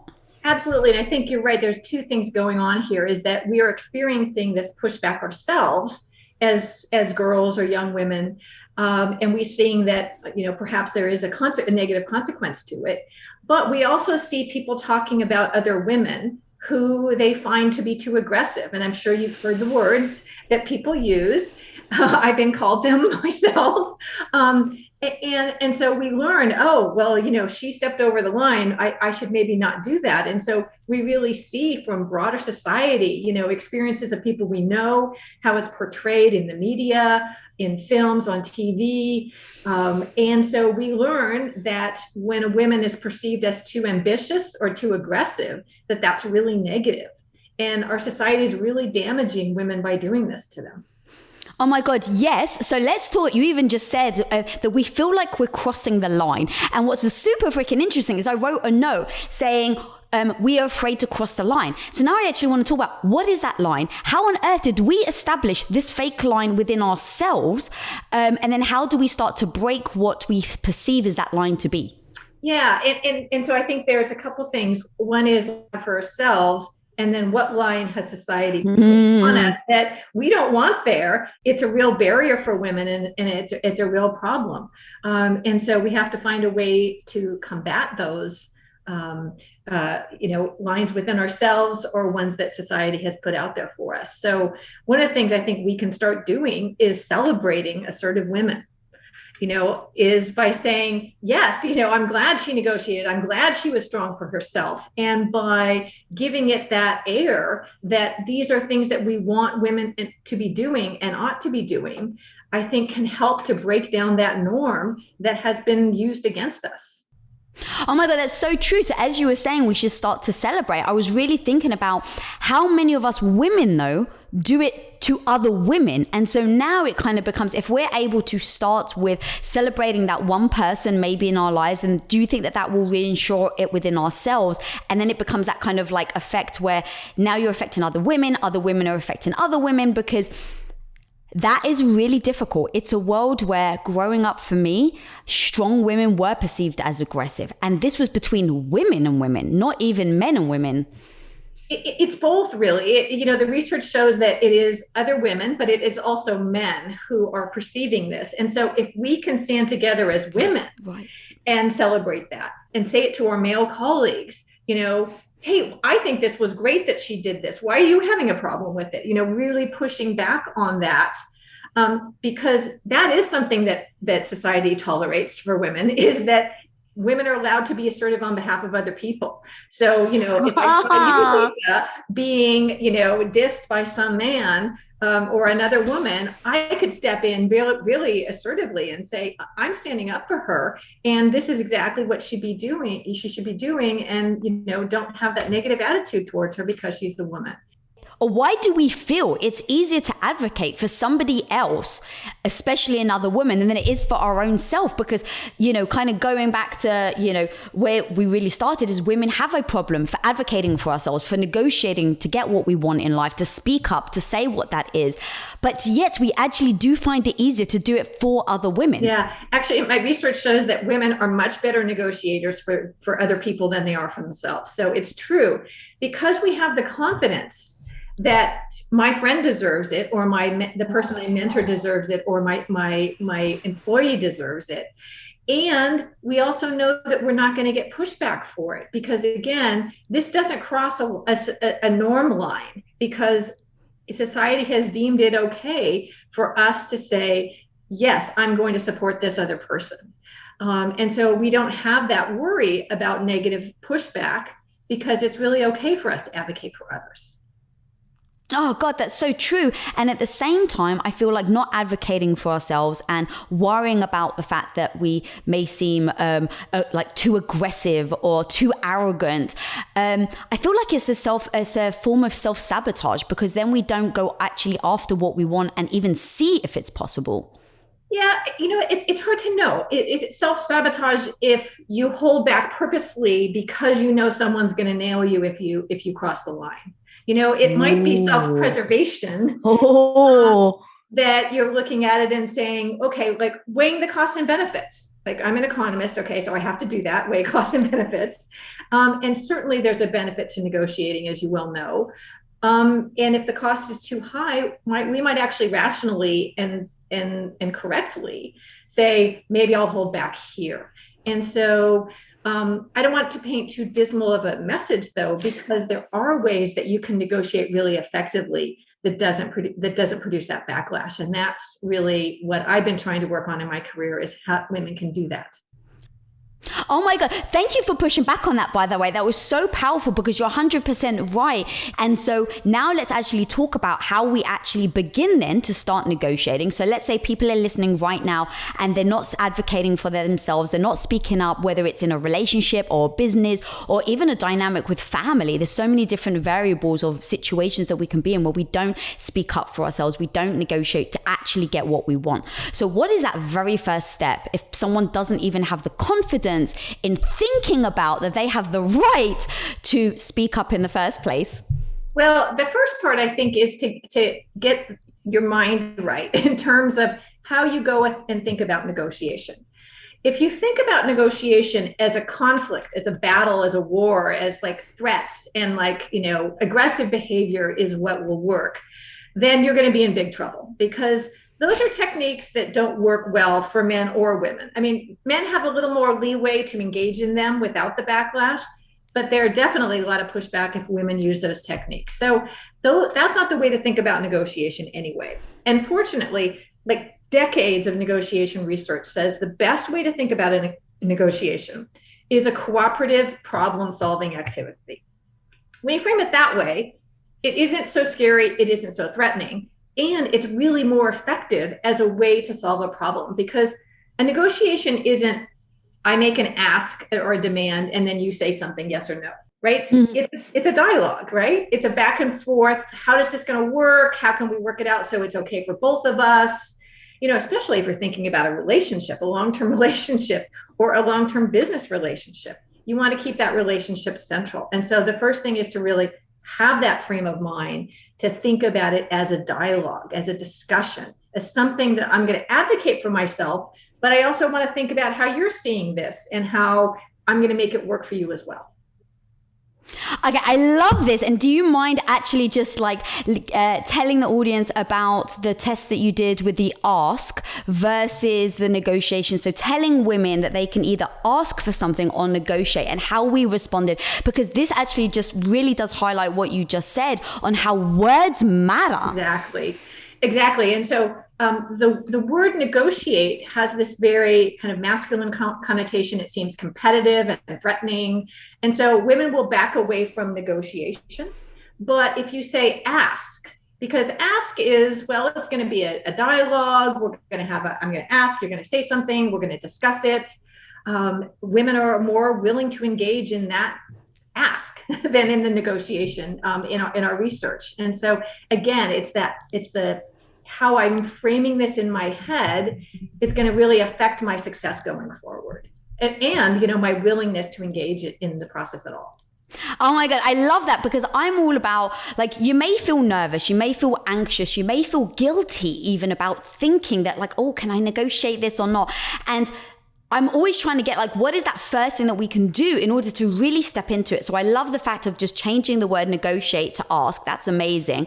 And then what is that next step that we can start to do to assess, because you even said risk and reward. What is that first thing that we need to do in order to look at the risk and reward to know if this is something that we feel comfortable negotiating? Yeah, one of the things we did in our research is we had women come into a negotiation where they actually did a negotiation in our lab. And we either had them come in and prepare for the negotiation and just, negotiate as they would, or we told them, hey, research shows that women negotiate better for other people than themselves. And so think of this negotiation as you're planning it, as if you were going to do it for somebody else, right? Of course, you're going to do it for yourself, but in the planning, use that frame of mind. And that helped women to really set higher targets and do better in the negotiation than when they just thought of it from the outset for themselves. So again, it's a getting your mind right before you even enter the negotiation. And that will help you to carry it forward and not concede too quickly. Oh, I love that. How do you then start to assess then what is the right strategy in the negotiation? Because I assume there's many different types of ways that you can enter a room, bring up the discussion. Is there a right or wrong strategy? And if so, what is that first step? Yeah. Again, I'm actually going to take a step back, because the most important part of negotiation is what you do before you walk into the room. Oh, okay. So we talked about the language, we talked about sort of getting your mindset. And then the second part is to be really prepared. Okay. To really because that will give you some confidence, your expertise, to go out and ask for what you want. And so what do I mean by research? Well, it depends. If you're going to buy a car, of course you would go and scour websites about what cars cost, what other people paid for that car. That's your research, right? If you were going to go negotiate for a salary, you would do the same kinds of things. What are people in this job like mine, what are they getting paid, to calibrate what your ask should be. So that research is a really important part of the process, so that you feel comfortable knowing that you haven't undersold yourself, but you also haven't asked for an amount that was ridiculous, right? So I could go in and ask my boss for $1 million, probably what I should be paid, but he probably would not think that was very well calibrated as a university professor. So that would not serve me well in the negotiation to start with a target like that. And so I have to be really calibrated to know what's the market for people like me. That's amazing. And then what do you think about your why? How much do you lean into aligning ourselves with our why before we go in? Yeah, the why is really important, Lisa, because suppose that I ask for a particular thing. And the person I'm asking actually can't give that to me, but something else would be just as good. If I don't give the why I'm interested in, we can't explore those other options. It's either a yes or a no. So if I'm working at a particular company and I say, I really want to move to the California office, and the California office is just not available. But the reason maybe I want to go to California, leave Pittsburgh, is that maybe I want to see the ocean. And if I started with that, maybe we could brainstorm that there are other offices. Maybe the Miami office has an opening or some place that I could move. And so the why is actually really important to solve problems in a negotiation. I love that. Do you mind sharing the stat, which honestly, knocked me for six, girl? I was like, holy smokes, the world needs to hear this stat about if you don't ask or negotiate your original salary, your base original salary, what that can end up being at the end of your career. It blew me away.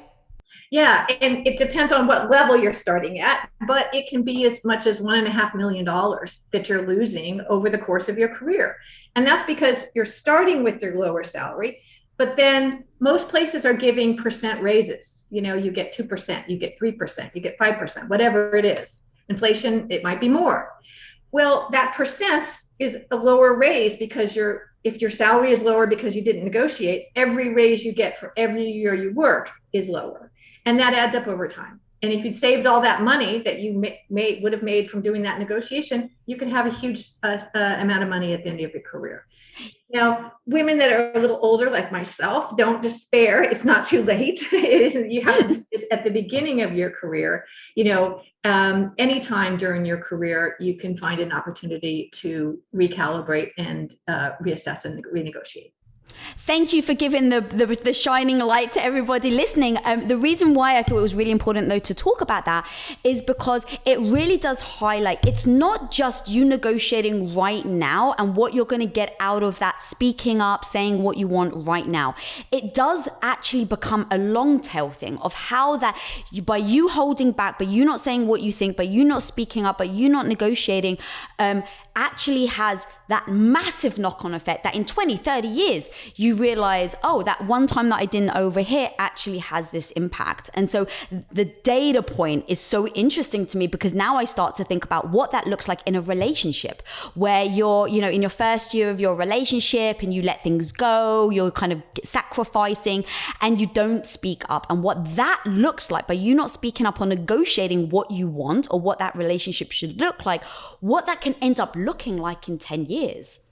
Exactly. And those things can add up because you give a little this time. And so your partner expects that that's the way you're going to be in the future. And so you can be locked into that pattern. So it's very important in a relationship or any kind of relationship, a business relationship, a romantic relationship, a partnership in, with an employer to have that negotiation and set a precedent for, I'm a person that can have a dialogue about this. We can discuss it. We can understand both of our needs. We can figure out a solution that works for us both.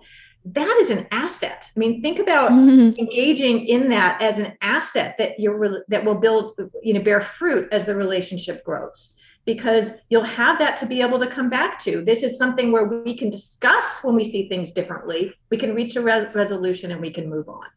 I love that so much. Okay, I really, really want to talk about the No Club and how on earth, as women, we can get better at saying no. And so the No Club, your book that you wrote is fantastic and you really do freaking lay out, girl, like all these very tactical ways of actually saying no. And so I really want to start with, how do you know what you should be saying yes or no to in the first place? Because as women, I can actually just speak for myself. The inclination is to always say yes because I want to be liked. I want to be accepted. I want the pats on the back. I want the validation.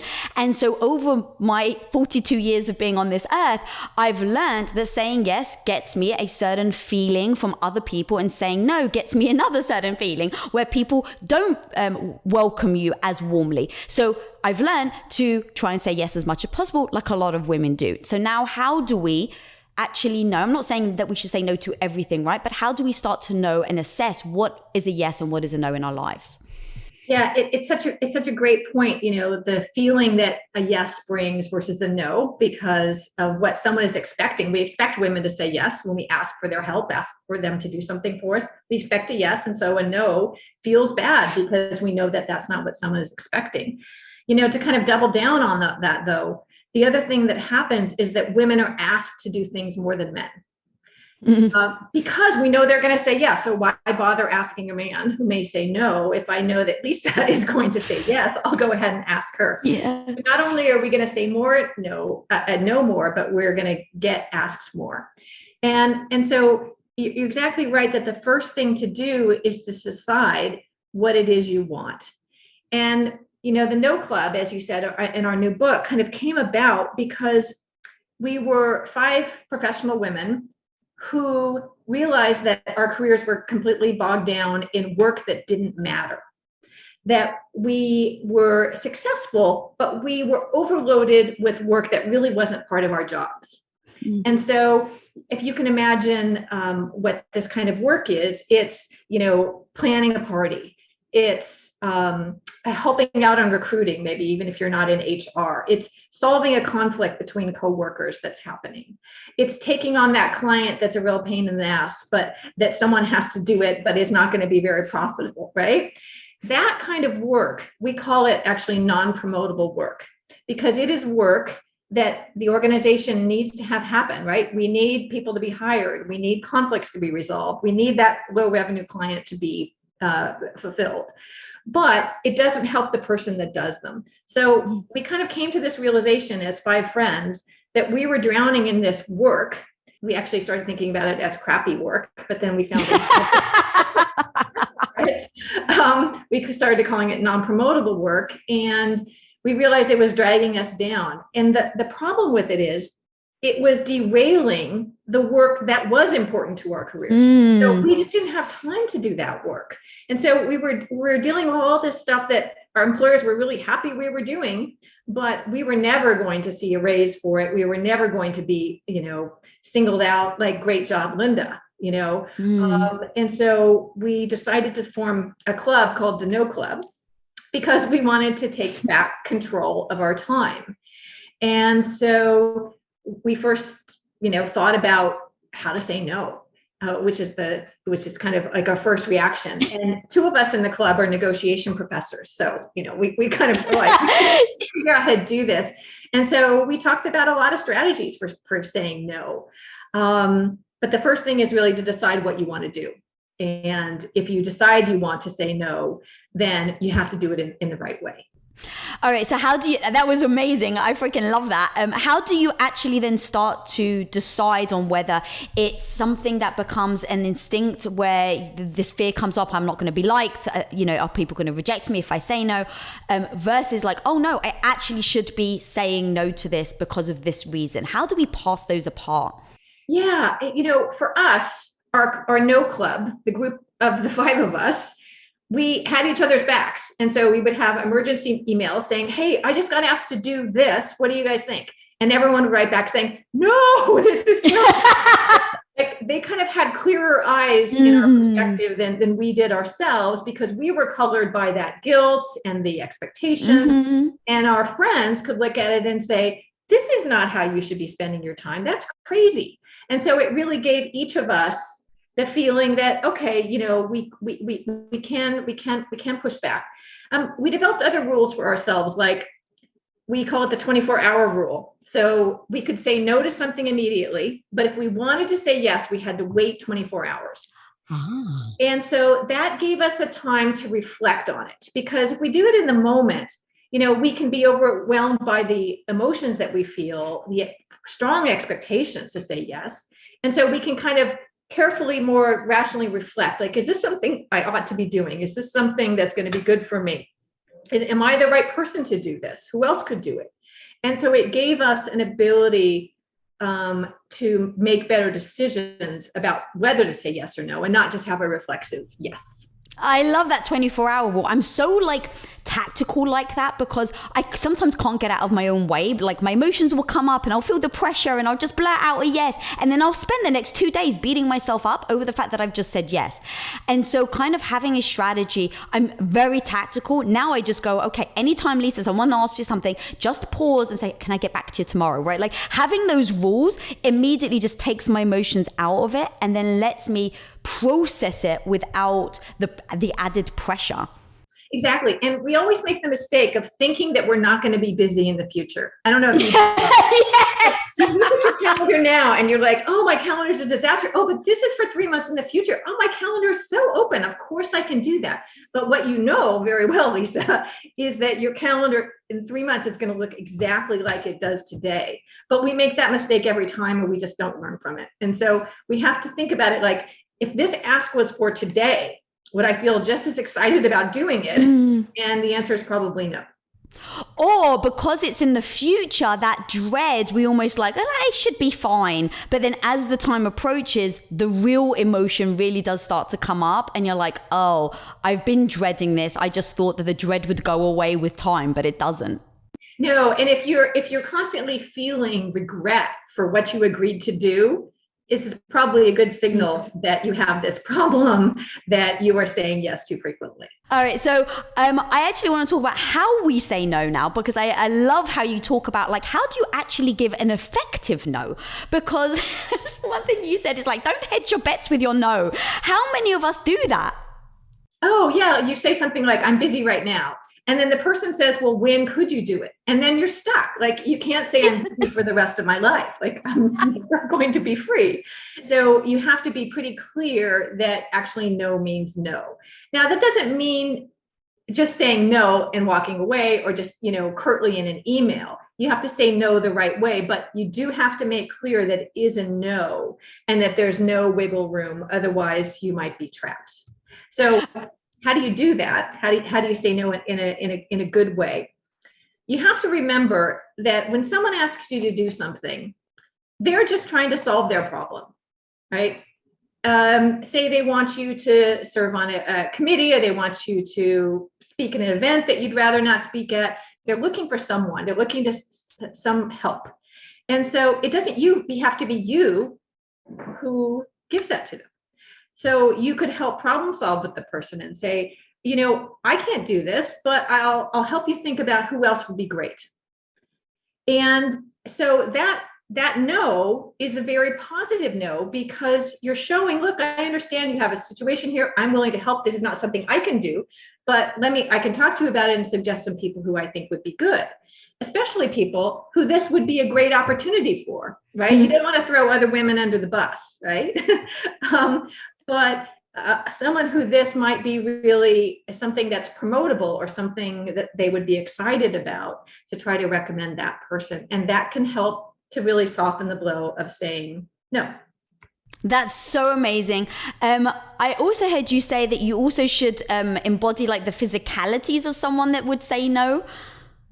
Right. You could, if you're in a meeting, everyone has been in this situation where the boss needs something to be done. You're all in a meeting. That person is talking about it and they're asking for a volunteer.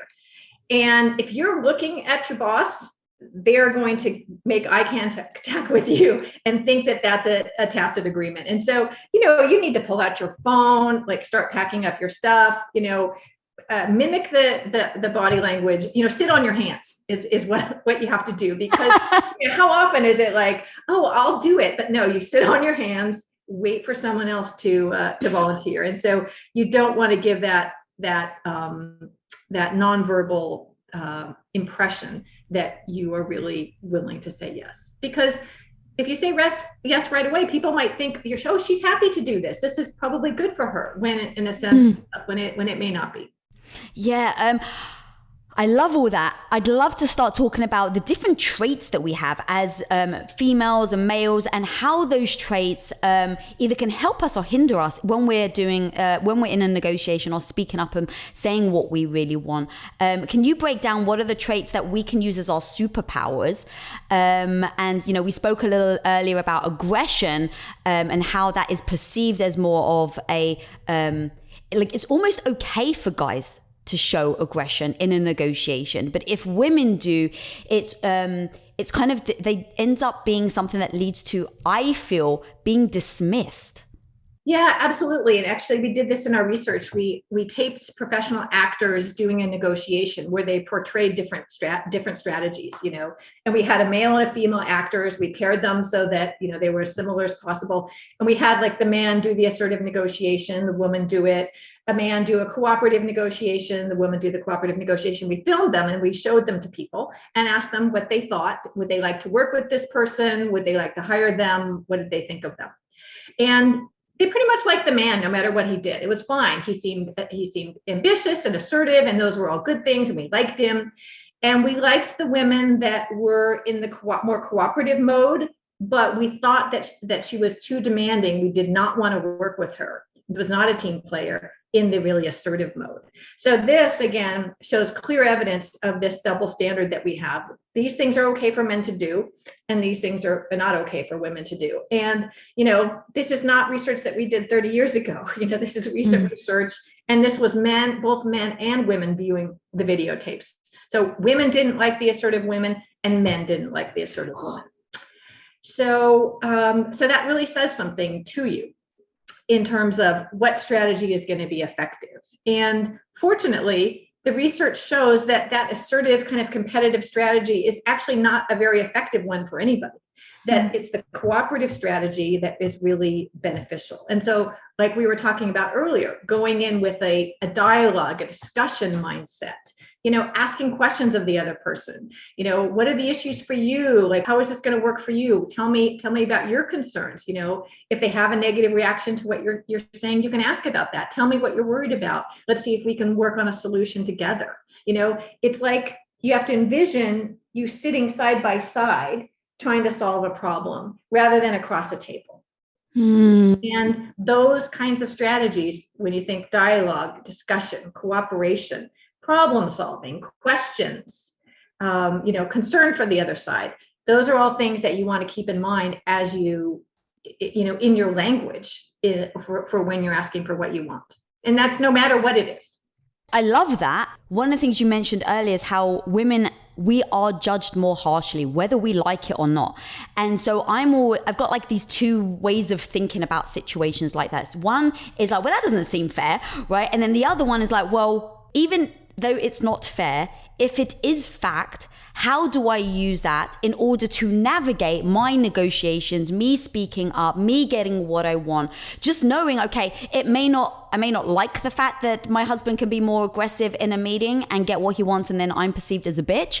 I don't like that, but it is true. So now that I know it is true, how do I show up in a meeting and still negotiate, but not be fake and hold back on the confidence that maybe I have in that meeting? Yeah, and you're right. It is completely unfair. It completely sucks. It is not okay, in my view, and it sounds like yours too, for society to have this double standard. And it's something that we have to work on.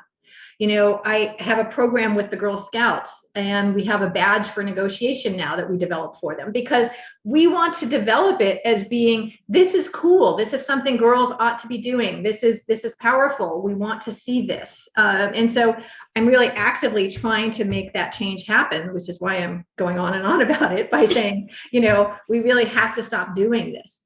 But you're right. I'm also a pragmatist, and I have to look at it and say, okay, it is what it is. We're trying to change it, but until we do, we have to navigate around it. And I kind of think about it like being on a bit of a tightrope. You have to be assertive in a negotiation to get what you want, but not too assertive to invoke the backlash. And that's really the sort of needle you have to thread here as a woman, and really use the right language in order to be able to thread that needle effectively. And so, everyone should take a negotiation class. If you don't have access to one in person, take one online, read. There's so many great negotiation books out there. And that will really help you be comfortable with this cooperative approach, seeing it as a dialogue. I love that. So how do you know, what are things that right now people, as they're listening, going, okay, well, I want to walk the tightrope. I totally hear what you're saying. Like, I'm in, I really want to do this, but I actually don't know what that fine line looks like. What is that line of, okay, these are the words that we recommend you use that will get you what you like or what you want. And then these are the words that actually will deter you and do the opposite of what you're looking for.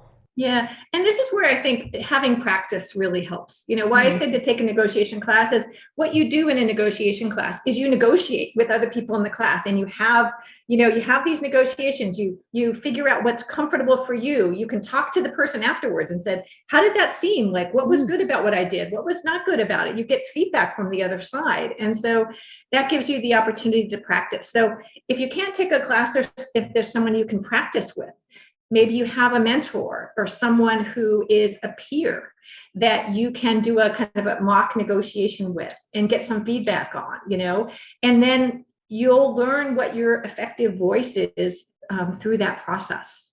And again, like I said, you don't want to go into the negotiation saying, here's the one thing I want, and that's the only way it's going to work. Whereas it might work a little bit differently once you have a discussion, you understand what the other side can't do that. That's not the end of the story. Okay, well, is there a middle? There's some other option that could work well for both of us.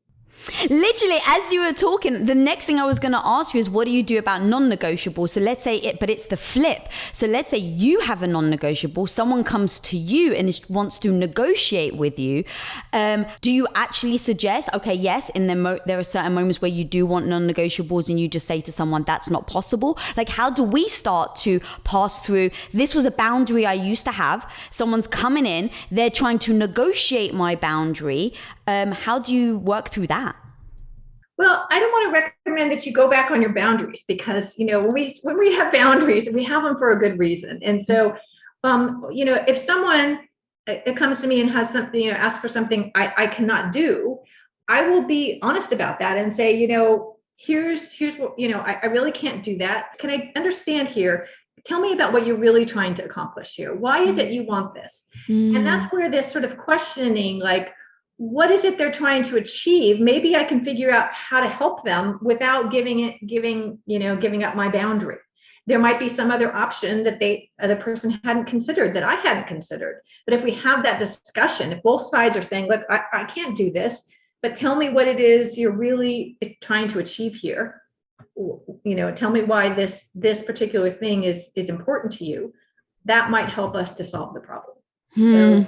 So whatever side we're on in the negotiation, we can use, a question as a strategy. You might think a question is a strategy. And yeah, it's actually a really effective negotiation strategy. Helps me understand what it is you want. And getting a no is not the end of the world. Like, Lisa, suppose every time you negotiated, someone said yes to you automatically. What would you think? God, what would I think? That I would start to be worried, I think. I don't know why. You should be worried, because what it would say to you is that you haven't pushed hard enough, right? If it was easy always to give you what you want, that means you're not asking for enough, right? Really, okay?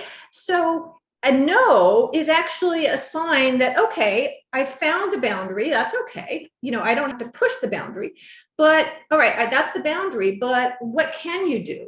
If you can't do this, like, tell me how close you can come. I always say this when you're negotiating a salary. If you ask for a certain number, say 8%, right? An 8% increase, and the person says no, you don't just walk away. You say, okay, I understand 8 is difficult for you. Can you tell me how close you could come to that number? Could you do 6 instead, right? And so a no is not actually the end. It's an opportunity to discuss more and find a common ground. And do you think that we've just been trained so much to believe that a no is a rejection, and it's hard to put yourself out there and leave yourself vulnerable? Yeah. And one of the exercises I do in my negotiation class is I have them do a negotiation every week, like out in the real world. Like, this week you have to go do this. This week you have to do this. And one of the assignments is they have to get a no. They have to go negotiate, and they have to come back that they got rejected. Okay. And, they think this is just torture. It sounds like torture. It's not. It gives us the opportunity to just say, hey, did you survive that interaction? Everybody's like, yes, I survived. That's okay. But, you're still okay. No, that was a no, but you still lived. It's not the end of the world. And so you kind of have to get used to a no is part of life. People will say no to you. You can't fear it. I say no to people a lot. I hope they don't fear it. Yeah, I love it. Okay. Well, so now if you're negotiating with somebody in your life that is, let's say a partner, someone really close to you, a best friend or something, I can only imagine is way more emotional than you negotiating with your boss. Like if your boss is rude or, a contractor or a car dealer or, dealership or whatever, if they're rude, you can kind of dismiss them and be like, well, that's an asshole, right? And then you can kind of walk off and turn away. But when it's someone in your life where this negotiation could really make a big deal out of the relationship you have with them, is there any types of things that you would suggest you do differently if it's a partner, a spouse, or someone like that? Well, someone that's a life partner, like a spouse or employer, employee, all of those, you want to have a positive relationship. But this is where negotiation is actually easier rather than hard.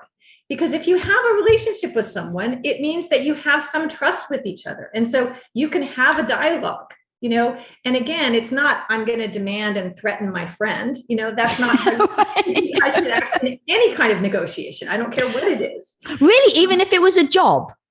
You wouldn't say, if you don't give me a pay raise, I'm leaving. You would suggest to never do that? I think that's only as a last resort when all other things have failed, because what can happen is that the boss can say, well, let me help you pack. And so you have to be at your wit's end in order to use a threat like that, because do you like to be threatened? Oh, Jesus, no. Not. So that isn't going to prompt the reaction that you want, right? I mean, think about it. If someone did that to me, how would I feel? I wouldn't feel good about that. I imagine that there are some international, conflicts that an approach like that is at sometimes necessary, right? But in any relationship that you have, you would never want to threaten somebody. It's not going to help the relationship, and it's not going to get you what you want. And so again, I said negotiation in a relationship is easier because you have some trust, because you can just sit down and talk. Hey, can we talk about this? Not, I'd like to negotiate about our arrangement. No, can we talk about where we're going to have Thanksgiving this year? If you're talking to your mother-in-law, right? Yes. I'd like to negotiate about Thanksgiving. And if we don't have it at my house, I'm not coming to yours. You would never say that, right? Mm-hmm. So you would say, hey, let's talk about this. Here's why it's going to be hard for us to travel this year. Can we do it at our house this year? And we'll come to your house next year, to sit down and solve that problem together. We'll do the December holidays, at your house. So again, it's a dialogue, it's a discussion, it's hearing what they think and incorporating that into what you do. Yeah, I also think that if you're saying consequences, it not only doesn't feel good, but it kind of does show that person's character, that they're going to pull out that card, if you will. Yeah. And, that's typically, only, as I said, as a last resort, that if you don't actually get what you want, you're going to end the relationship and walk away. That's the time to use it, and certainly not before. And do you think it's important to then process that before you go into that negotiation? Because I don't know about you, but when I was a teen, when I was dating this guy, in the middle of the argument, you picture where the conversation is going to go, you think you know where it's going to go, and then they surprise you. And then all of a sudden, the conversation is gone completely derailed. And because of all the emotions, you throw out a consequence. Well, if you don't do this, then we may as well break up. Obviously, that's a younger mentality that I had, but how do you avoid that in any situation where you don't allow your emotions to just get away with you and you say something that you're then going to regret? Yeah, absolutely. So I'll say two things about that. One is the emotions that you have, emotions can be helpful in a negotiation, like being positive, being interested, open. Those are all things that are very good. But a negative emotion that catches you by surprise, like you said, the conversation goes badly, you're all of a sudden really upset and you say something you regret because you weren't expecting that emotion. That can be really, really dangerous. So I'd say there are two solutions. One is to have a role play ahead of time. So I used to have negotiations with a person that was very, very difficult. And I had a really good friend who knew this person. And so I knew that when I went into that negotiation, I was going to lose my cool. And so she would play that person and she would, attack me, say nasty things. And, and then if it happened in the real negotiation, I would be more prepared for what I was going to do. So I always took her out for a drink or a nice meal after that because it's not very fun. But it was really useful for me to be really ready for what's going to happen. So that's one thing you can do. But if you're in the negotiation or you're in the discussion, it starts to go badly, you feel like you're losing it, just step back. It's really hard to do and just say, you know what? I think both of us need to just take a break. I could use a beer. Let's go get a coffee. I need to think about this a little bit more and extricate yourself from the situation so that you can then sort of think about, okay, what do I really want to do now that I'm a little calmer? How do I want to approach this? You don't think well when you're upset, when you're angry. And so to have a little emotional distance from it. And so at any time in a negotiation, you can always step away and say, why don't we finish this discussion tomorrow? Or let's take a break. I sure could use one. Everything you're saying is so freaking powerful. And I've also heard you talk about understanding your own triggers when it comes to negotiations, because so many of us can be triggered in the middle of that, and knowing what those are going to be imperative. Do you mind digging a little deeper on that? Yeah. And so definitely to know what are your hot buttons, someone is going to say to you, that's going to tick you off, get you upset. And so kind of knowing that and knowing responses to that, either in your head or verbally, what you can do to counter that, because you're right. We all have the things that really push our buttons. And when we're feeling that that's happening, that should be a sign for us that we need to step away for a minute and reassess. Okay? And so really being, brutally honest with yourself about what are the things that could go wrong here that are going to lead this to a bad outcome. And how can I now think about either responses in the moment, if that happens, or ways to extricate myself from the situation so that I can think about it. I love that you said assess as well, because that to me would be a very important part of practicing, right? So how would you do a negotiation and then review it and give yourself critical feedback in order to implement next time? It's such a great question because, we have a tendency to take credit for our successes and blame the other person for our failures. And so, we don't learn that way. We're not going to we learn the most, as you well know, we learn the most from our failures. Like, what went wrong? Okay, what could I have done differently? Oh yeah, when I said that, that really ticked that person off and that wasn't good. Okay, I have to remember that I do that. And so to really then debrief yourself, what could I have done better?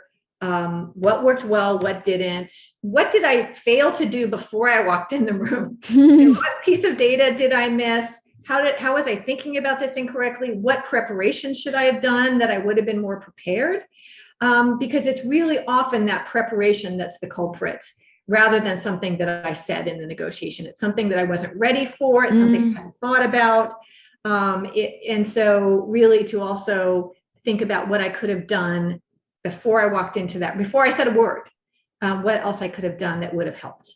Click here now to learn the psychological tricks to read anyone and spot if they're lying. Think of it this way. If you're not dealing with any stress, if you're not dealing with adversity, you're not dealing with obstacles, then when something does happen, you're not going to know what to do. Stress is good. Certain levels of stress are good.